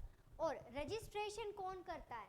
रजिस्ट्रेशन करता है NITI Aayog. And again you all know I respect so much of the NITI Aayog, I have so much respect for the NITI Aayog. why? क्योंकि नीति आयोग एक्चुअली बहुत ज़्यादा अच्छा काम कर रहा है, हर एक पर्सपेक्टिव से बहुत ज़्यादा अच्छा काम कर रहा है। एंड नीति आयोग के केस में अगर हम बोले सो नीति आयोग फॉरेन फंडिंग के लिए तो बहुत ज़्यादा अच्छा काम कर रहा है। नीति आयोग ने कितने ही ऐसे NGOs जो हैं एंड उनको बंद करवाया है, वो सिर्फ वाइट मनी बना रहे थे, ब्लैक मनी का, एंड जो राउंड ट्रिपिंग हो रही थी उसको जो है वो रोक रहे थे। पहली बात तो ये। दूसरा, नीति आयोग से रिलेटेड थिंग जो हम लेकर चलते हैं, नीति आयोग के केस में जो बेसिक थिंग रही है वो ये कि अगर हमें कोई रैंकिंग मिलती है, कुछ NGOs आपको ऐसे मिलेंगे उनका काम क्या है कि वो स्टडी करते हैं एंड स्टडी के बेसिस पे डेटा बना कर देते हैं हमें। डेटा मीन्स कि कौन सी इंफॉर्मेशन कहाँ और किस तरीके से रहेगी। लाइक कि अगर हम बात करें क्या इंडिया में वुमेन को फ्रीडम है कि नहीं है, तो वो क्या करते हैं कि जो बाकी आप देख लीजिए मिडिल ईस्ट की कंट्रीज़ हैं, वहाँ वुमेन को परमिशन नहीं होती कि वो विदाउट परमिशन जो है अपना कहीं पे लाइक प्लेन में नहीं बैठ सकती है, या अगर उसको अपने मेल किसी फैमिली मेम्बर की परमिशन नहीं मिली तो उसको हम वीज़ा भी नहीं देंगे, उसको हम टिकट भी नहीं देंगे। ये सब चीज़ें होती है जहाँ पर ये ओपनली बोला जाता है। वहाँ वुमेन को फ्रीडम है, इंडिया में फ्रीडम नहीं है। तो दैट काइंड ऑफ थिंग वो जब डेटा पोर्ट्रे करते थे, या डेमोक्रेसी इंडिया में थ्रेटन्ड है तो ऐसी चीज़ें पोर्ट्रे करते थे, तो नीति आयोग ने उनको एंड करवा दिया, ऑफिस ही बंद करवा दिए हैं। सो ये काम कर रहा है नीति आयोग। तो आप जस्ट ये मानोगे कि इसके अंदर ये रजिस्ट्रेशन करवाते हैं। रजिस्ट्रेशन कैसा है? रजिस्ट्रेशन ऐसा है कि एक बार ही मिल गया, ऐसा नहीं कि बस आराम से, नहीं, आपको हर 5 साल में बढ़िया समोसे चटनी के साथ पहुंचाने पड़ेंगे नीति आयोग के ऑफिस में, ताकि आपको वो वापस से रिन्यू कर दे। एंड नीति आयोग के साथ अच्छा बना के रखोगे तो आपका चलता रहेगा। अब ज़रूरी नहीं है कि यहाँ अभी सारे के सारे एनजीओ वाइट मनी वाले हैं, अभी मतलब सारे के सारे वाइट मनी वाले नहीं है, वो राउंड ट्रिपिंग वाले भी एग्जिस्ट करते हैं, बट बहुत हद तक उसके ऊपर कर्टेल हो चुका है, वो कंट्रोल हो चुका है। फाइन। नेक्स्ट आ जाता है the criminal procedure identification act. जहाँ एक्ट का नाम आ रहा है इट मीन्स वो एक्ट बन चुका है, बिल का नाम है तो वो बिल है अभी। फाइन। सो ये ओरिजिनेट कहाँ से हुआ था? ये एक्ट तब ओरिजिनेट हुआ था जब हमने identification of the prisoner act को रिपील कर दिया था। सो 2022 का act it expand the scope and the ambit of the measurements को ये बेसिकली देखता है। मेजरमेंट इन द सेंस कि आप एक क्रिमिनल के बहुत सारी चीज़ों को मेजर करते होते हो, बहुत सारे सैंपल उनके ले रहे होते हो, तो ये उनके लिए बनाया गया है। सैंपल क्या? Now apart from the fingerprint, पहले जस्ट फिंगरप्रिंट होता था, फोटो होता था, फुट इंप्रेशन होता था कि क्या है, वो आपने एक नेम प्लेट ले ली, उस पर ऐसे नाम, आपका सामने वाला, आपका साइड पोज जो है वो लिया जाता था। सो अब क्या है, अब इसमें कुछ बायोलॉजिकल सैंपल्स को भी ऐड ऑन कर दिया गया है। एंड मोस्टली अगर हम देख कर चले तो अभी बायोलॉजिकल जो एनालिसिस है वही ज़्यादा इंपॉर्टेंट है, जिसमें आइरिस एंड रेटिना स्कैन जो कि आपका आधार कार्ड के टाइम पे हुआ ही था, एंड बिहेवियरल पैटर्न भी उनका चेक किया जाएगा। इसको मार्क कर लीजिए, वेरी मच इंपॉर्टेंट। उनका signature and hand writing and examination.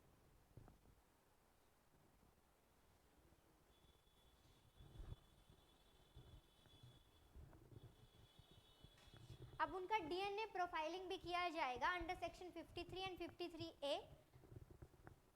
इसमें डीएनए प्रोफाइलिंग कहाँ से कर सकते हैं? आप सबको पता है डीएनए प्रोफाइलिंग किसी आपकी बॉडी के किसी एक सब्सटेंस के थ्रू कर सकते हैं। That could be the hair, that could be your nail, that could be the blood, that could be the semen, उससे उनसे भी जो है किया जा सकता है। सो उसके लिए भी डीएनए प्रोफाइलिंग सेक्शन है 53। सो जस्ट आपको सेक्शन याद करने की ज़रूरत नहीं है, जस्ट आप ये देखना कि क्या डीएनए प्रोफाइलिंग इसमें कवर होता है, तो बिल्कुल इसमें कवर होता है।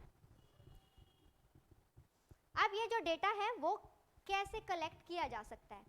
किसी भी पर्सन से जो कि अरेस्ट हुआ है या जो कि कन्विक्टेड है, कन्विक्टेड यू नो, ठीक है, but the biological sample from the person charged with the crime against the women और the child and offence that carry a sentence is more than 7 year.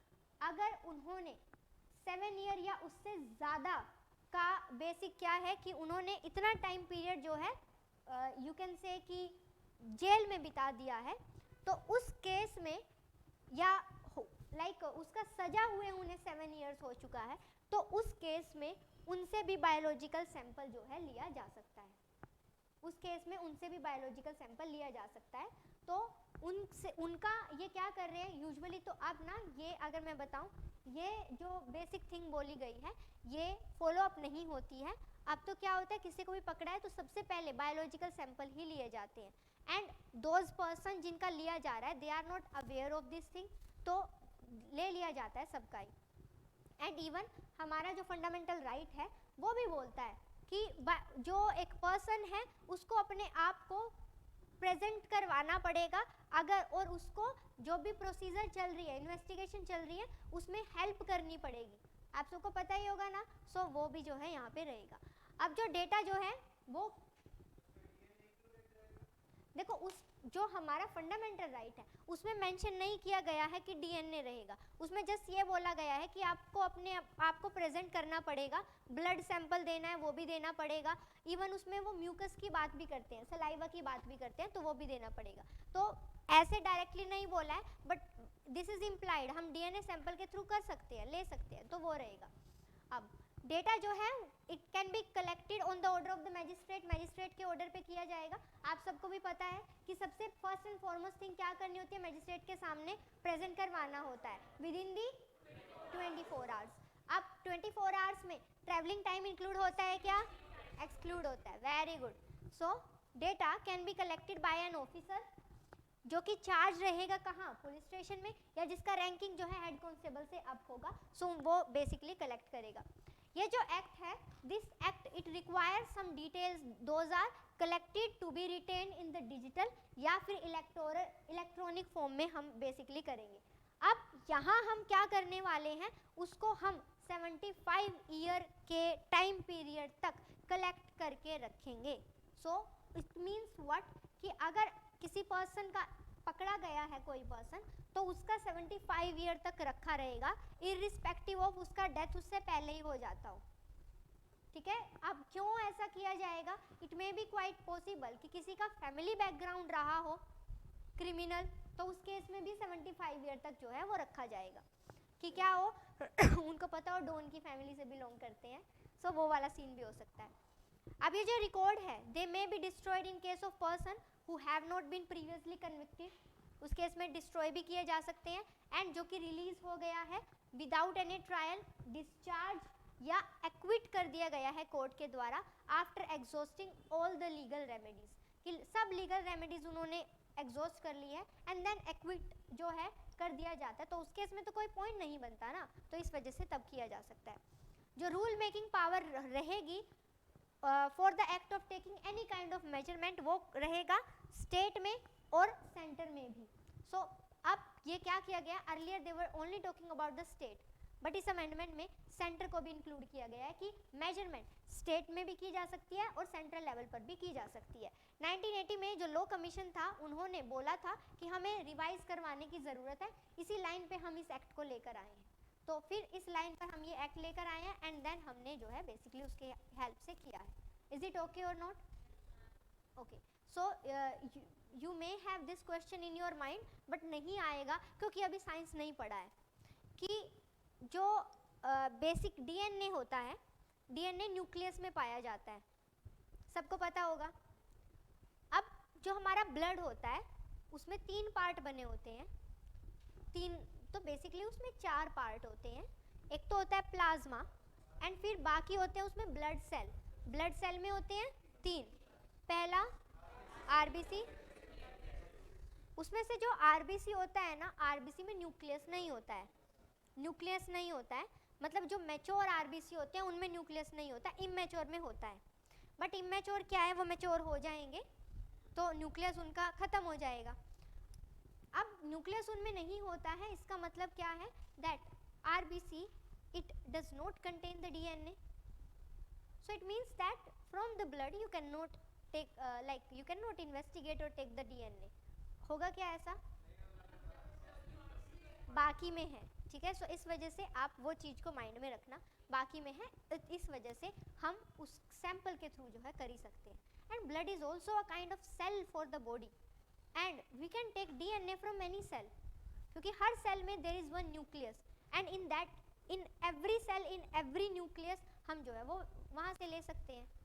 Is it okay? Fine, okay. तो ये आपका जो है यहाँ तक हो जाता है कंप्लीट। अब मैं अभी सिर्फ और सिर्फ 5 मिनट का टाइम ही दूंगी, उसके बाद ये सब एक बार ऊपर ऊपर से करवाने वाली हूँ, ठीक है। ये ऊपर के तो मैंने 5 दिए ही थे, नीचे वाले पहले करवाने वाली हूँ। सो और वैसे आई डोंट थिंक मेरे को करवाने की ज़रूरत है। इसमें एक लिस्ट यहाँ यहीं पे आपने आई थिंक ऐड कर ली होगी, सुप्रीम कोर्ट, एंड एक और कर लीजिए गवर्नर। Governor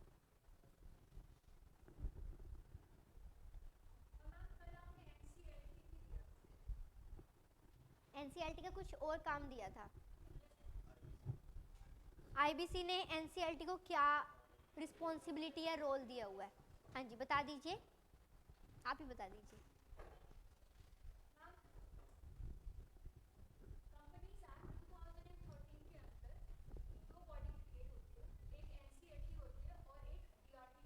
very good. कब कब कब?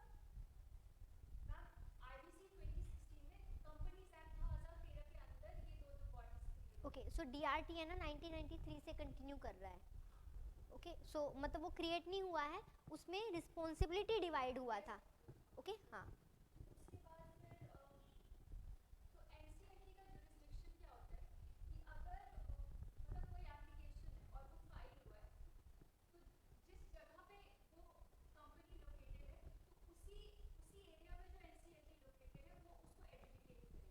Okay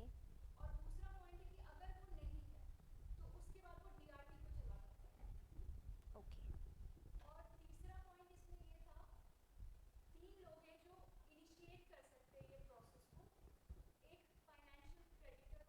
very good.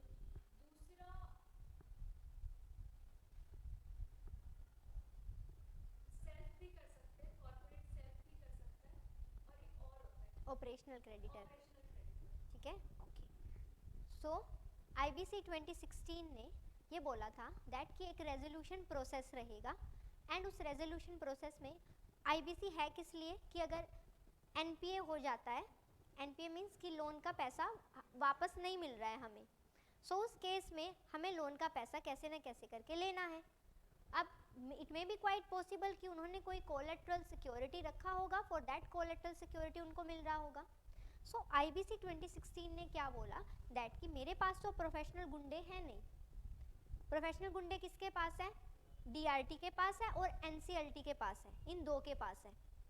अब डीआरटी, अब क्या होता है ना कि अगर गुंडों से दुश्मनी नहीं करनी चाहिए तो उनसे दोस्ती भी नहीं करनी चाहिए, क्योंकि फिर वो क्या होते हैं, अगर दोस्ती भी कर लिए तो भी अगर आपने उनको काम नहीं दिया वो आपको ही तोड़ फोड़ के चले जाएंगे।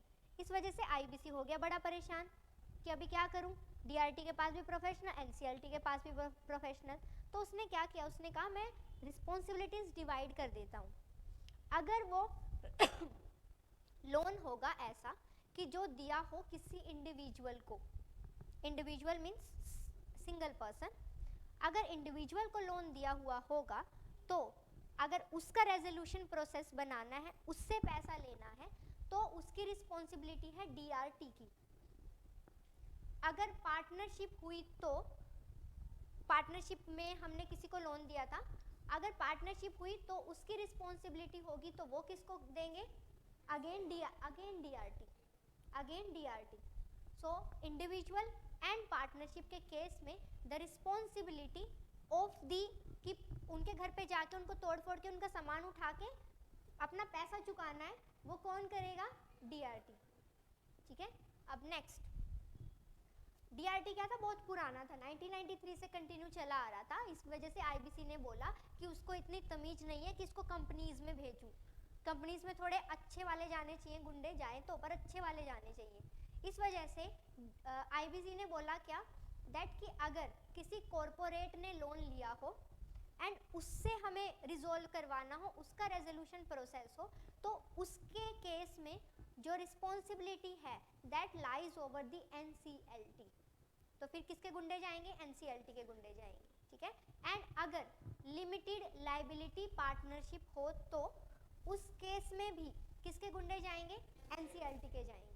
तो इन case of individual and partnership DRT, and in case of corporate and limited liability partnership is NCLT. तो ये डिवीजन किया, बट आप ऐसे मत समझना एक्चुअली में कोई गुंडे नहीं होते हैं उनके पास, it's just a resolution process, ठीक है।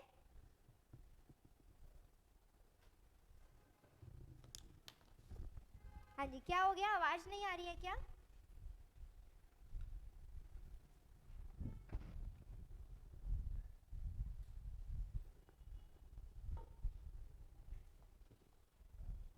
हाँ जी,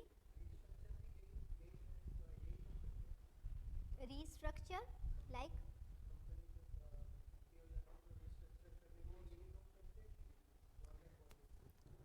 ओके, सो बेसिकली क्या है कि restructuring is a different term. Basic क्या होता है कि जब हम रीस्ट्रक्चरिंग की बात कर रहे हैं तो हमारा concern in case of the NPA या रेजोल्यूशन प्रोसेस में is not for that company, is for the bank. So ये जो आईबीसी का पूरा प्रोसीजर है, ये सब कुछ है, ये किसके लिए किया गया है? For the bank, not for those companies या समवन जिसने लोन उठाया हुआ है. रीस्ट्रक्चर इन द सेंस कि बेसिक क्या होता है कि आईबीसी प्रोसेस में ही जब रेजोल्यूशन बना रहे हैं, उस प्लान में ही हम ये भी डिसाइड कर सकते हैं कि अगर वो अभी पे नहीं कर पा रहे हैं तो हम उस केस में ये कर सकते हैं कि हम उनको टाइम ज़्यादा दे सकते हैं या इंटरेस्ट रेट कम कर सकते हैं, सो दैट कि हमारा पैसा हमारे पास आ जाए. सो वो भी जो है किया जा सकता है, आईबीसी कर देता है. ठीक है, रेजोल्यूशन प्रोसेस है तो कर देता है. अब अगर करना होता है तो बेसिकली रीस्ट्रक्चरिंग बैंक ही करता है खुद से. बट रेजोल्यूशन प्रोसेस अगर होगा, हाँ जी होगा, बिल्कुल होगा. IBC is just to help the bank in case of the resolution plan.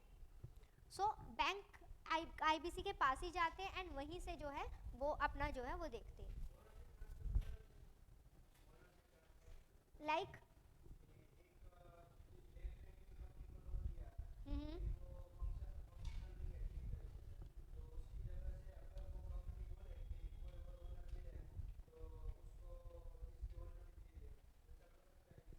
देखो, आईबीसी इस तरीके से ओनरशिप नहीं दिलवा सकता है, but under the resolution plan अगर उनके वो क्रेडिटर, बेसिकली दो वर्ड हम बोलते हैं कि financial creditor and operational creditor. Financial मतलब वो हो गया जिसने कि फंड की ही बात करी है. ऑपरेशनल क्रेडिटर वो हो गया जिसमें हम सप्लायर को भी इंक्लूड कर लेते हैं, तो वो वाला सीन आ जाता है. तो उस केस में अगर वो भी करते हैं एग्री, फिर किया जा सकता है. अदरवाइज ऐसे नहीं है कि वो सच्ची में अपने गुंडे भेजेगा और ओनरशिप ले लेगा, वो सीन नहीं रहेगा. फाइन, चलिए अब आप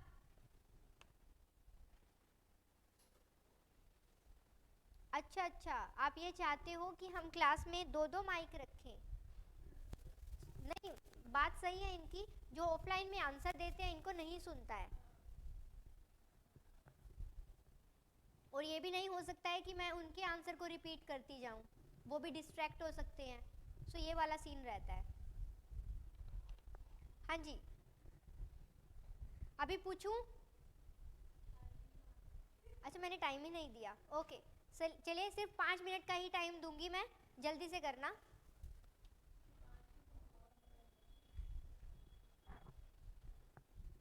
आप सबको पता है टाइम मैं उतना ही देती हूँ जितने में आप पूरा पढ़ पाए और याद कर पाए.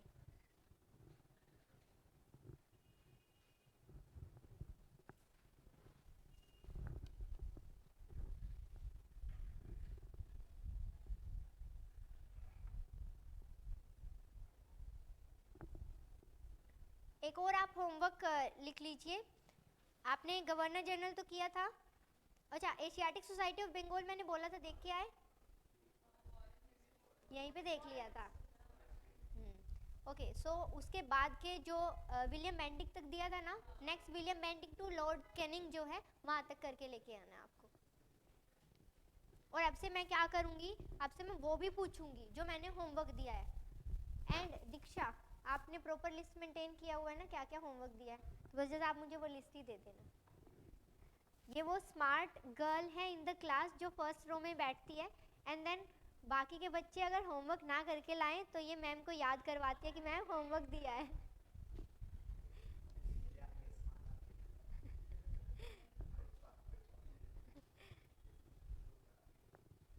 हाँ जी, जल्दी से 5 मिनट, अब मैं आपको नहीं डिस्ट्रैक्ट करूँगी, जल्दी से कर लीजिए. अच्छा जगबीर, आपके पास भी है तो आप भेज देना मुझे कंप्लीट लिस्ट.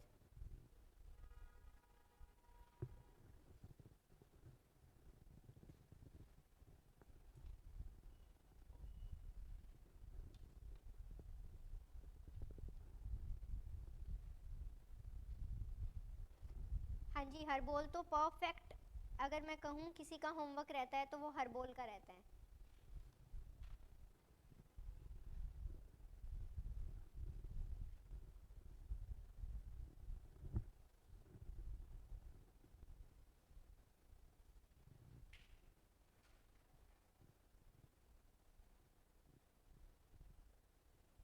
इकोनॉमी में मेरी ऑनलाइन में फेवरेट स्टूडेंट हुआ करती थी मयूरी, बट अभी ऑनलाइन में मेरी फेवरेट स्टूडेंट हो गई है हरबोल।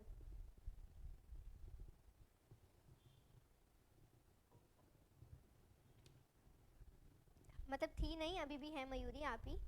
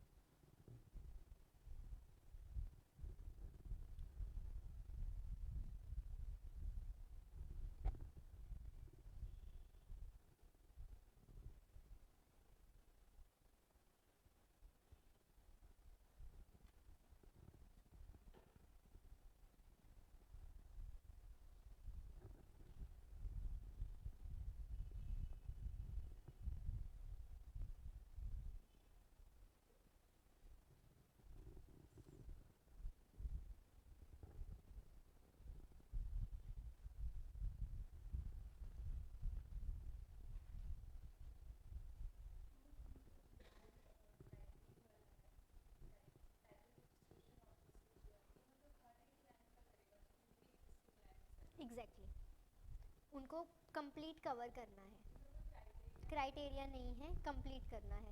अब उसी की वजह से ये क्या है, कितना काम कर दिया कितना बाकी है वो चेक भी नहीं कर पाएंगे। So it's a kind of loophole for them, because there is no standard, no criteria, so they can do whatever they want to do.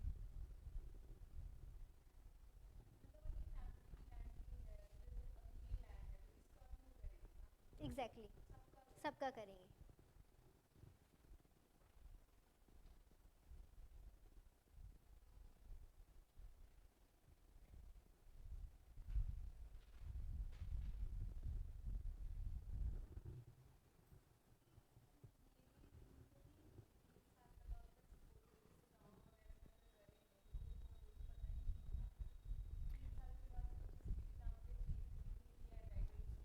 नहीं, that person should hold that for from the last 3 years. अगर in this time period if we had provided any kind of title, then that person need to preserve that title for the 3 years to get that ownership. It's not like that after completing the 3 year if you have the paper then we will provide you the ownership, ऐसा नहीं होगा। But the thing is that they hadn't provided any kind of guideline, then when and how they are going to decide that this person has the possession from the last 3 years?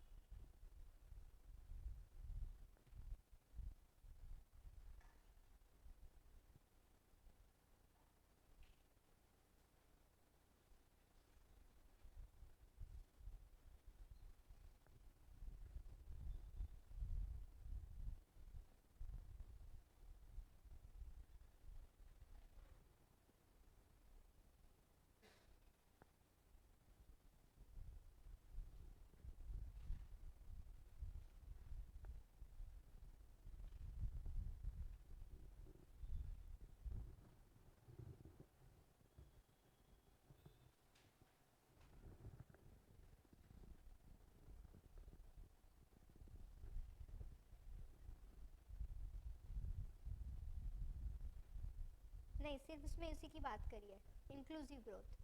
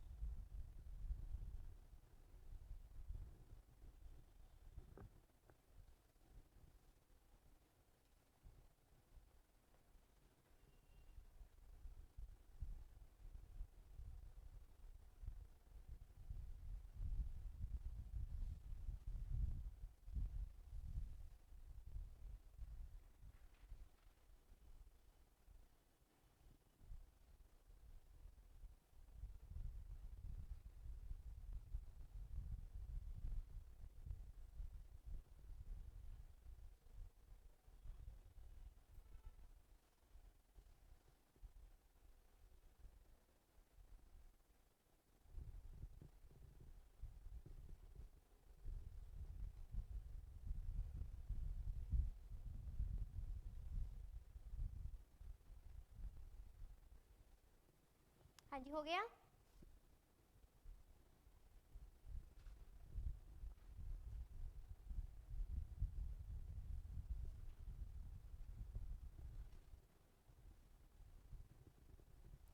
हाँ जी Mayuri, statutory body इसीलिए because competition act 2002 था, quasi judicial इसीलिए क्योंकि उसका nature बनाया गया है।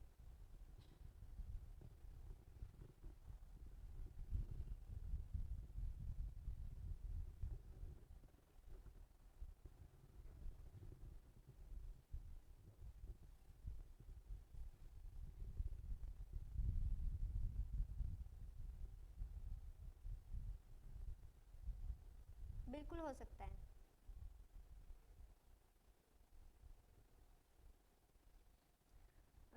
Remember NITI Aayog के लिए क्या बोला जाता है?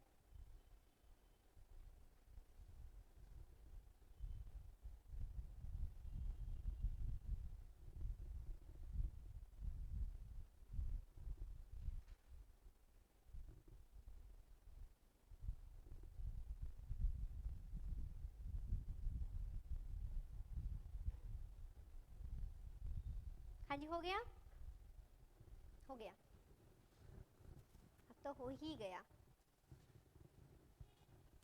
ओके, सो सबसे पहले हम देख लेते हैं सीवीसी। फुल फॉर्म क्या रहता है? Central vigilance commission. कब बना था? संथालन कमेटी के रिकमेंडेशन या उनकी रिपोर्ट के बेसिस पे। ये कब बना था? 1964 में, 1964। इनका जो मेन ऑब्जेक्टिव है वो क्या है? करप्शन को कर्टेल करना है। और करप्शन कहाँ कर्टेल करना है? जो सेंट्रल गवर्नमेंट के ऑफिसर्स हैं उस लेवल पर जो है इनको वो कर्टेल करना है। अब इसमें कमीशन में क्या होता है, यहाँ पर चेयरमैन होते हैं एंड इनके साथ साथ 2 से ज़्यादा कोई और विजिलेंस जो है ऑफिसर या कमिश्नर नहीं होते। लिखने की ज़रूरत नहीं है, आपके स्टैटिक पार्ट में तो है ही ना, वो जस्ट हम रिवीजन ही कर रहे हैं इसको। अब इनका जो कमीशन होता है, जो मेन जो लीड है उनको अपॉइंट किया जाता है। अपॉइंट कौन करता है? कमेटी बनाई जाती है। उस कमेटी में कितने मेंबर होते हैं? 3 मेंबर होते हैं। वो 3 मेंबर कौन कौन होते हैं? प्राइम मिनिस्टर तो रहेंगे ही, speaker of the Lok Sabha. Okay, so remember like this. आपको याद होगा कि CIC के केस में भी काफ़ी सारे होते हैं, CBC के केस में भी होते हैं, एंड बाकी की जो एक्स्ट्रा कॉन्स्टिट्यूशनल बॉडीज़ हैं उनके केस में ऐसे ही होते हैं। इस वजह से कंफ्यूजन हो सकता है। अब होता क्या है इन केस ऑफ द CBC, पहला लिया जाता है कौन? The prime minister. Prime minister रहेंगे ही रहेंगे। अब जो भी हमारे मेन ऑफिसर्स होते हैं, गवर्नमेंट ऑफिसर्स, उनको रिपोर्ट करना होता है किसको? मिनिस्ट्री ऑफ होम अफेयर को। क्यों? क्योंकि मिनिस्ट्री ऑफ होम अफेयर, अब आप याद कैसे रखोगे कि CBC या कोई भी गवर्नमेंट के अंडर काम कर रहा है तो वो जो भी पर्सन जो भी काम कर रहा है वो किससे रिलेटेड है? वो रिलेटेड है घर से रिलेटेड। गवर्नमेंट क्या है? घर। घर में कौन? होम अफेयर जो है वो उनके ऊपर ध्यान रखेगा। तो नेक्स्ट होता है कौन? मिनिस्ट्री ऑफ होम अफेयर से। अब ये तो हो गया, इनको साइड में कर दो। अब ये बोलते हैं, जो ऑपोजिशन वाले हैं वो क्या बोलते हैं? वो ये बोलते हैं कि यहाँ CBC के केस में आप सब क्या करते हो? आप सब अपनी मर्जी चलाते हो एंड आप हमारे ऊपर करप्शन के चार्जेस लगा देते हो। क्यों? क्योंकि हम अपोजिशन में बैठे हैं एंड अपने CBC को सारा दिन हमारे ही पीछे लगा के रखते हो। तो इस वजह से वो कहते हैं नहीं नहीं, रो मत, तुम भी आ जाओ मीटिंग में, चाय समोसे तुम्हें भी खिलाएंगे। तो इस वजह से वो भी उनको मीटिंग में बुला लेते हैं। फिर क्या होती है? कोई रिक्रूटमेंट करनी होती है, वहाँ क्या चलेगी? मेजोरिटी। मेजोरिटी किसकी हो गई? रूलिंग पार्टी की। क्यों? Ministry of home affair and prime minister. तो इस वजह से इनका आने का तो वही सेंस है कि आओ और चाय समोसे खा के चले जाओ। फाइन। सो अब उस बेसिस पे, वो तो जस्ट मैं आपको स्टोरी बनाई थी ताकि आप याद रखो। सो यहाँ स्पीकर का कोई पॉइंट नहीं है, ऐसे स्टोरी बना के ही करना सब में, तो आपको याद हो जाएगा। तो इसमें 3 मेंबर रहते हैं, पहला प्राइम मिनिस्टर, दूसरा ministry of home affair and leader of opposition. Office को वो होल्ड करते हैं फॉर 4 ईयर्स। 4 ईयर होता है इन सब के केस में, 4 ईयर्स। तो 4 ईयर के लिए वो करते हैं। अब इनके रिमूवल के ग्राउंड है दैट इनको ऑफिस ऑफ प्रॉफिट नहीं होल्ड ऑन करना चाहिए, ये किसी अदर वर्क में इन्वॉल्व नहीं होने चाहिए, इनको मोरल टर्पाइड क्या बोला जाता है, मोरल मतलब बिहेवियर इनका रखना चाहिए। एंड इनके साथ साथ अगर सुप्रीम कोर्ट को लगता है दैट इन्होंने मिसबिहेवियर एंड इनकैपेसिटी की है तो उस केस में भी इनको जो है इनकी पोजीशन से हटाया जा सकता है। सो वहाँ पे क्या किया जाता है, प्रॉपर स्क्रूटिनाइज किया जाता है, उसके बेसिस पे हम उनको बना के रखते हैं। अब अगर इनको रिज़ाइन भी करना है तो ये रिज़ाइन कैसे करेंगे, ये राइटिंग में किनको देंगे, प्रेसिडेंट को देंगे। तो ये प्रेसिडेंट को जो है बेसिकली देते हैं। फंक्शन क्या है इनका, वही रहेगा कि करप्शन के अगेंस्ट करना है, बाकी उनमें देखना है कि जो भी ऑफिसर है वो सही से काम कर रहे हैं कि नहीं कर रहे हैं। सो वो वाला जो है सेंस रहेगा, ठीक है, वो वाला सेंस रहेगा। अब नेक्स्ट आ जाता है क्या, ऑफिस ऑफ प्रॉफिट। क्या हमारे कॉन्स्टिट्यूशन में ऑफिस ऑफ प्रॉफिट टर्म को डिफाइन किया गया है? नहीं। अब आपको एक वर्क दे रही हूँ मैं, आपको करना क्या है, अभी नहीं करना है ये, जस्ट आप अपने इधर रख लो क्योंकि अभी टाइम वेस्ट होगा। जब आप पॉलिटी की रिवीजन कर रहे होंगे, आज जाके बस एक ही काम करना, पॉलिटी की बुक पे या पॉलिटी के नोट्स पे लिख देना कि जब भी मैं पॉलिटी को रिवाइज करूँगा उस टाइम पे मैं ये चेक करूँगा कि ऑफिस ऑफ प्रॉफिट की जो भी डिस्क्वालिफिकेशन की कंडीशन है किस किस बॉडी के केस में रखी हुई है, ये देख लेना। आप ढूंढने बैठोगे घंटे 2 घंटे लग जाएंगे, पर जब रिवीजन के टाइम करोगे उस टाइम पे आता जाएगा, लिखते जाना, तो उस टाइम पे ये करना है। उससे क्या हो जाएगा, थोड़ा क्लैरिटी आ जाएगी माइंड में। सो ऑफिस ऑफ प्रॉफिट का मतलब क्या होता है?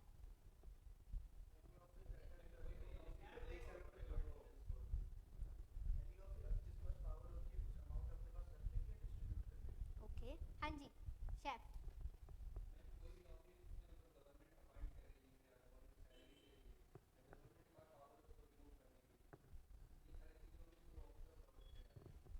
ठीक है, so basic office of profit as a term define नहीं करी गई है। इसका जो सिग्निफिकेंस है that is only related to the disqualification, पहला। दूसरा that is a kind of key criteria है कि कहाँ और किस केस में आप एलिजिबल हो सकते हो for any office.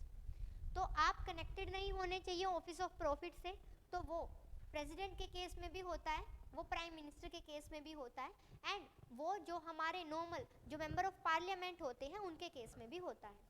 But member of parliament के केस में आप जस्ट मुझे इतना बता दीजिए, जब वो ऑफिस ऑफ प्रॉफिट की बात करते हैं इट मीन्स आप किसी कनेक्टेड अदर थिंग से जुड़े हुए नहीं होने चाहिए। बस जस्ट आप मुझे एक ही क्वेश्चन का आंसर करेंगे, लोकसभा के केस में, कि जब आप एक लोकसभा का पोजीशन आपने होल्ड ऑन किया हुआ है होता है, अगर होल्ड ऑन किया हुआ है that is a kind of office of profit और नॉट। सपोज करो मैंने एक गवर्नमेंट पोजीशन होल्ड ऑन की हुई है, ये ऑफिस ऑफ प्रॉफिट है कि नहीं है इन अंडर द गवर्नमेंट? नहीं है। ओके ओके ओके, जस्ट अभी मेरा क्वेश्चन सुनिए आप आगे। अगर मैंने एक गवर्नमेंट ऑफिस होल्ड ऑन किया, सपोज करो मैंने एक लोकसभा की सीट होल्ड ऑन की हुई है एंड मैं राज्यसभा की सीट के लिए भी अपना नॉमिनेशन फिल कर देती हूँ। तो जब मैंने राज्यसभा की सीट के लिए नॉमिनेशन फिल किया है तो क्या मेरी previous Lok Sabha seat office of profit है या नहीं? नहीं है, नहीं है। तो क्या मैं प्रेजेंटली लोकसभा सीट में रहते हुए राज्यसभा के लिए नॉमिनेशन कर सकती हूँ?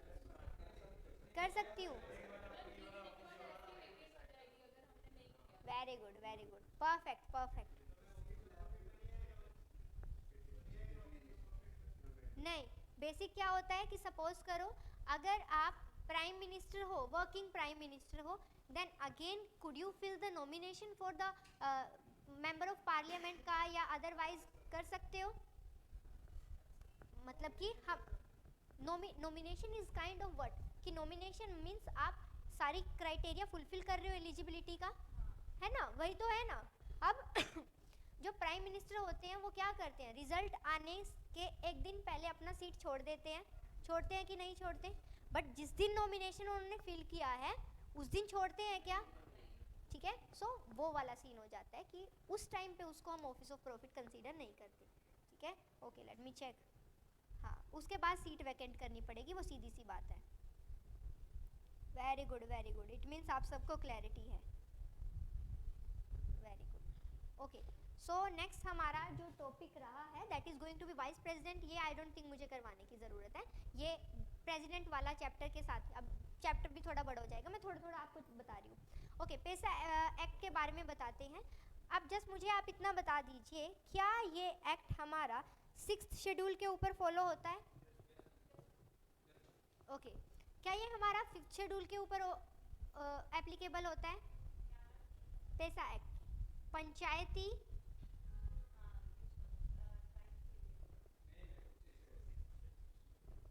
Okay, so we have two type of schedule. One is the 5th schedule, another one is the 6th schedule.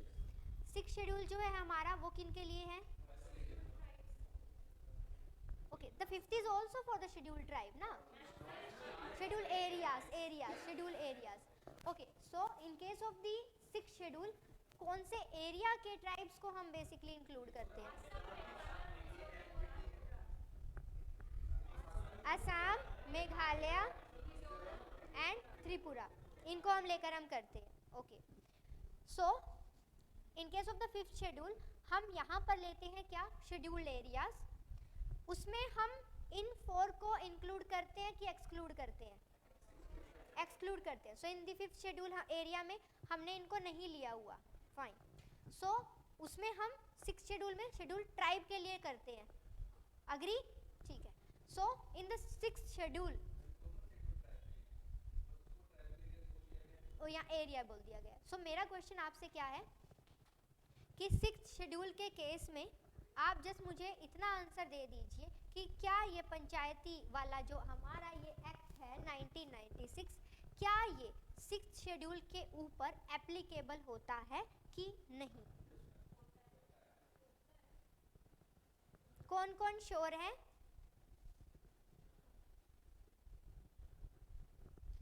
%100%.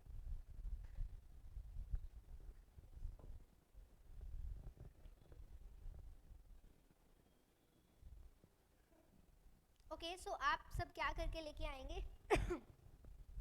Article 244. Okay, online bare act से पढ़ा था किसी ने कि नहीं पढ़ा? अबाउट द आर्टिकल जो पहले हमने दिए थे 342 एंड 366. सो अगेन आप आर्टिकल 244 को पढ़ के लेकर आओगे, ठीक है? देन आप मुझे बताओगे कि वहाँ क्या है, एंड अगर वहाँ पे आपको नहीं सही से मिला देन आप खुद से सर्च करके बताओगे. 6th शेड्यूल में एप्लीकेबल है कि नहीं है?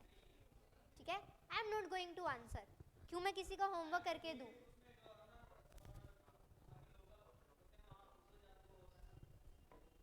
Okay, so in one case there is more responsibility over the president, in one case there is more responsibility over the governor. ठीक है, सो वो वाला भी बेसिक आप देखेंगे. नेक्स्ट जो है हमारा आ जाता है नालसा. नालसा आपके बेसिक सिलेबस में है ना?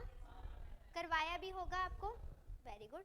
Then the I don't think फिर मेरे को करवाने की ज़रूरत है, बट नॉर्मली मैं आपको बता देती हूँ. नालसा जो है ये कब बना था? 1995 के दौरान बना था. इसका काम क्या है? ये एक लीगल सर्विस अथॉरिटी है. नहीं, 1995 नालसा नहीं. जो basic legal service authority act है ना, वो 87 का है. फाउंड कब किया था हमने? ये 1995 में फाउंड किया था. ठीक है, अब जो हमारा ये लीगल सर्विस अथॉरिटी है, ये बेसिक काम क्या करता है, ये क्यों बनाया गया था? हमने अमेंडमेंट करी थी, एंड अमेंडमेंट से हमने एक हमारा जो DPSP है वहाँ पे हमने एक सेक्शन ऐड किया था 39A to provide the free legal aid. ठीक है, अब मन कर रहा है मेरा, टाइम भी है थोड़ा आपके पास, DPSP आर्टिकल वाइज याद कर लाना. कर लाओगे? ओके, याद होंगी भी 36 to 51. ठीक है, बट एक बारी रिवाइज कर आना. इधर उधर से करते चलो, अब जितना हो रहा है बस करते चलो. ओके, उसके साथ साथ हमें लीगल जो बेसिक सर्विसेज हैं वो प्रोवाइड करवाने के लिए भी आर्टिकल 14 में एंड आर्टिकल 22 में भी उसके बारे में मेंशन है. Article 14 is related to the equality.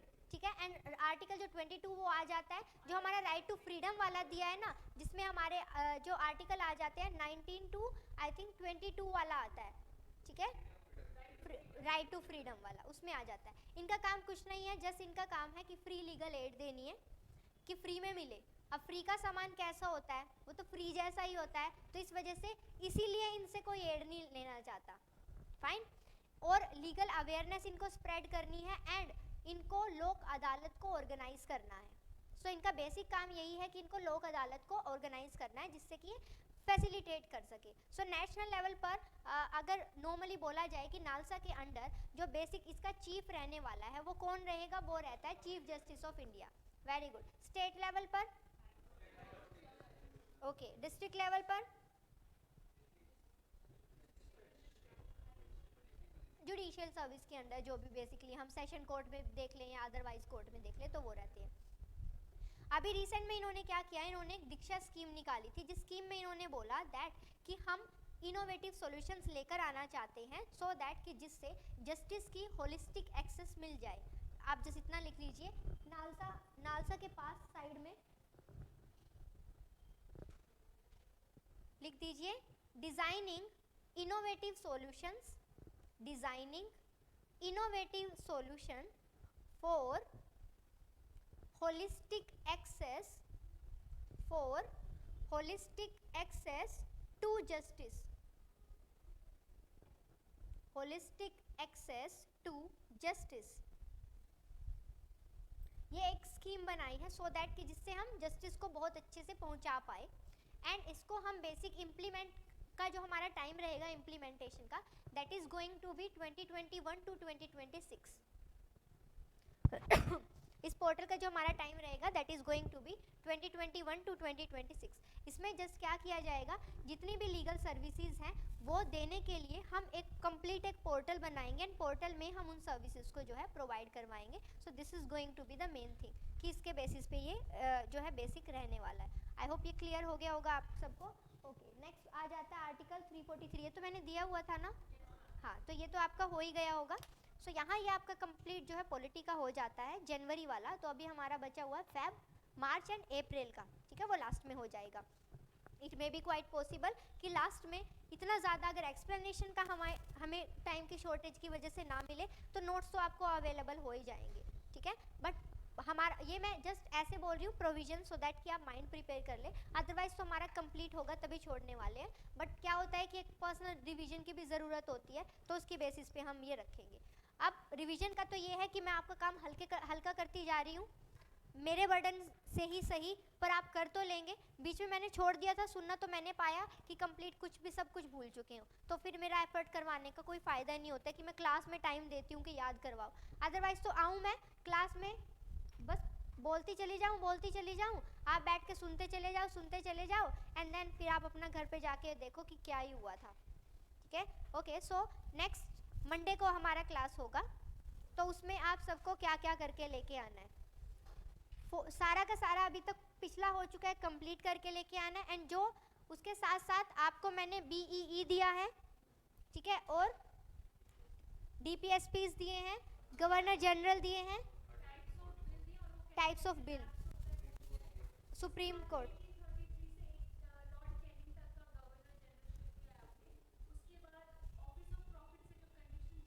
या नहीं वो होमवर्क नहीं है, that just to remind you. 244 just मैंने पढ़ने के लिए बोला है, ठीक है। सो इतना आप करके लेके आएंगे।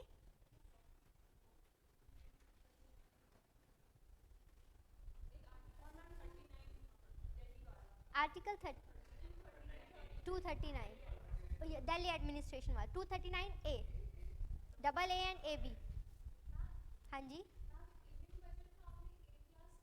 हाँ वो ना दूसरा अभी शेड्यूल के अकॉर्डिंग वो सेट नहीं बैठ रहा है।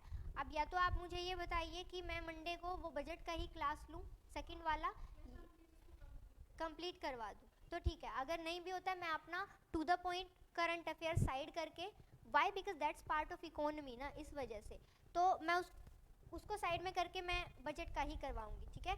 और नेक्स्ट जो हमारा होगा लिस्ट आपको मंडे को ही मिल जाएगी, आर्ट एंड कल्चर वाला हम करेंगे, ठीक है। Okay, thank you so much.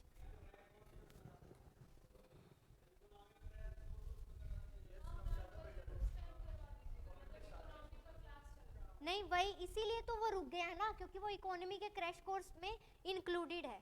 So economy के क्रैश कोर्स में आपका बेसिक जो क्लासेस अलॉटेड है उसमें से 4 क्लासेस पार्ट थी for the economic survey and for the budget, इस वजह से। अब मुझे आप बताइए आपको क्या सूटेबल लगता है।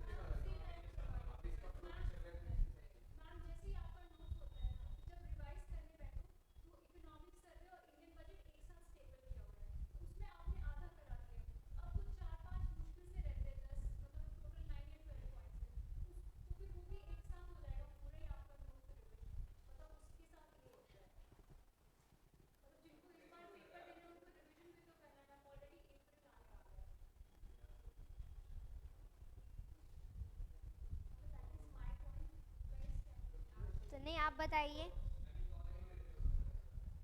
Okay, how many of you are saying economy crash course में करवाऊं?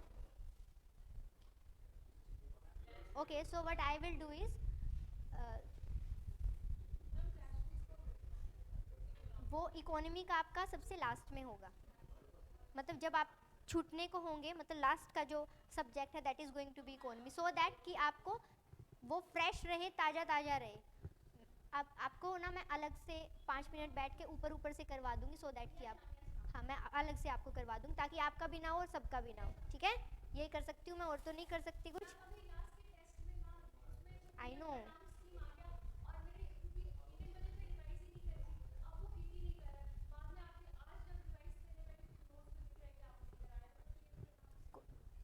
टेंशन नहीं, टेंशन मत लो, मैं आपको अलग से ऊपर ऊपर से बता दूंगी ताकि आपका काम चल जाए रिवीजन के लिए, एंड अच्छे से आप साथ में करवाई दूंगी। Okay, thank you so much.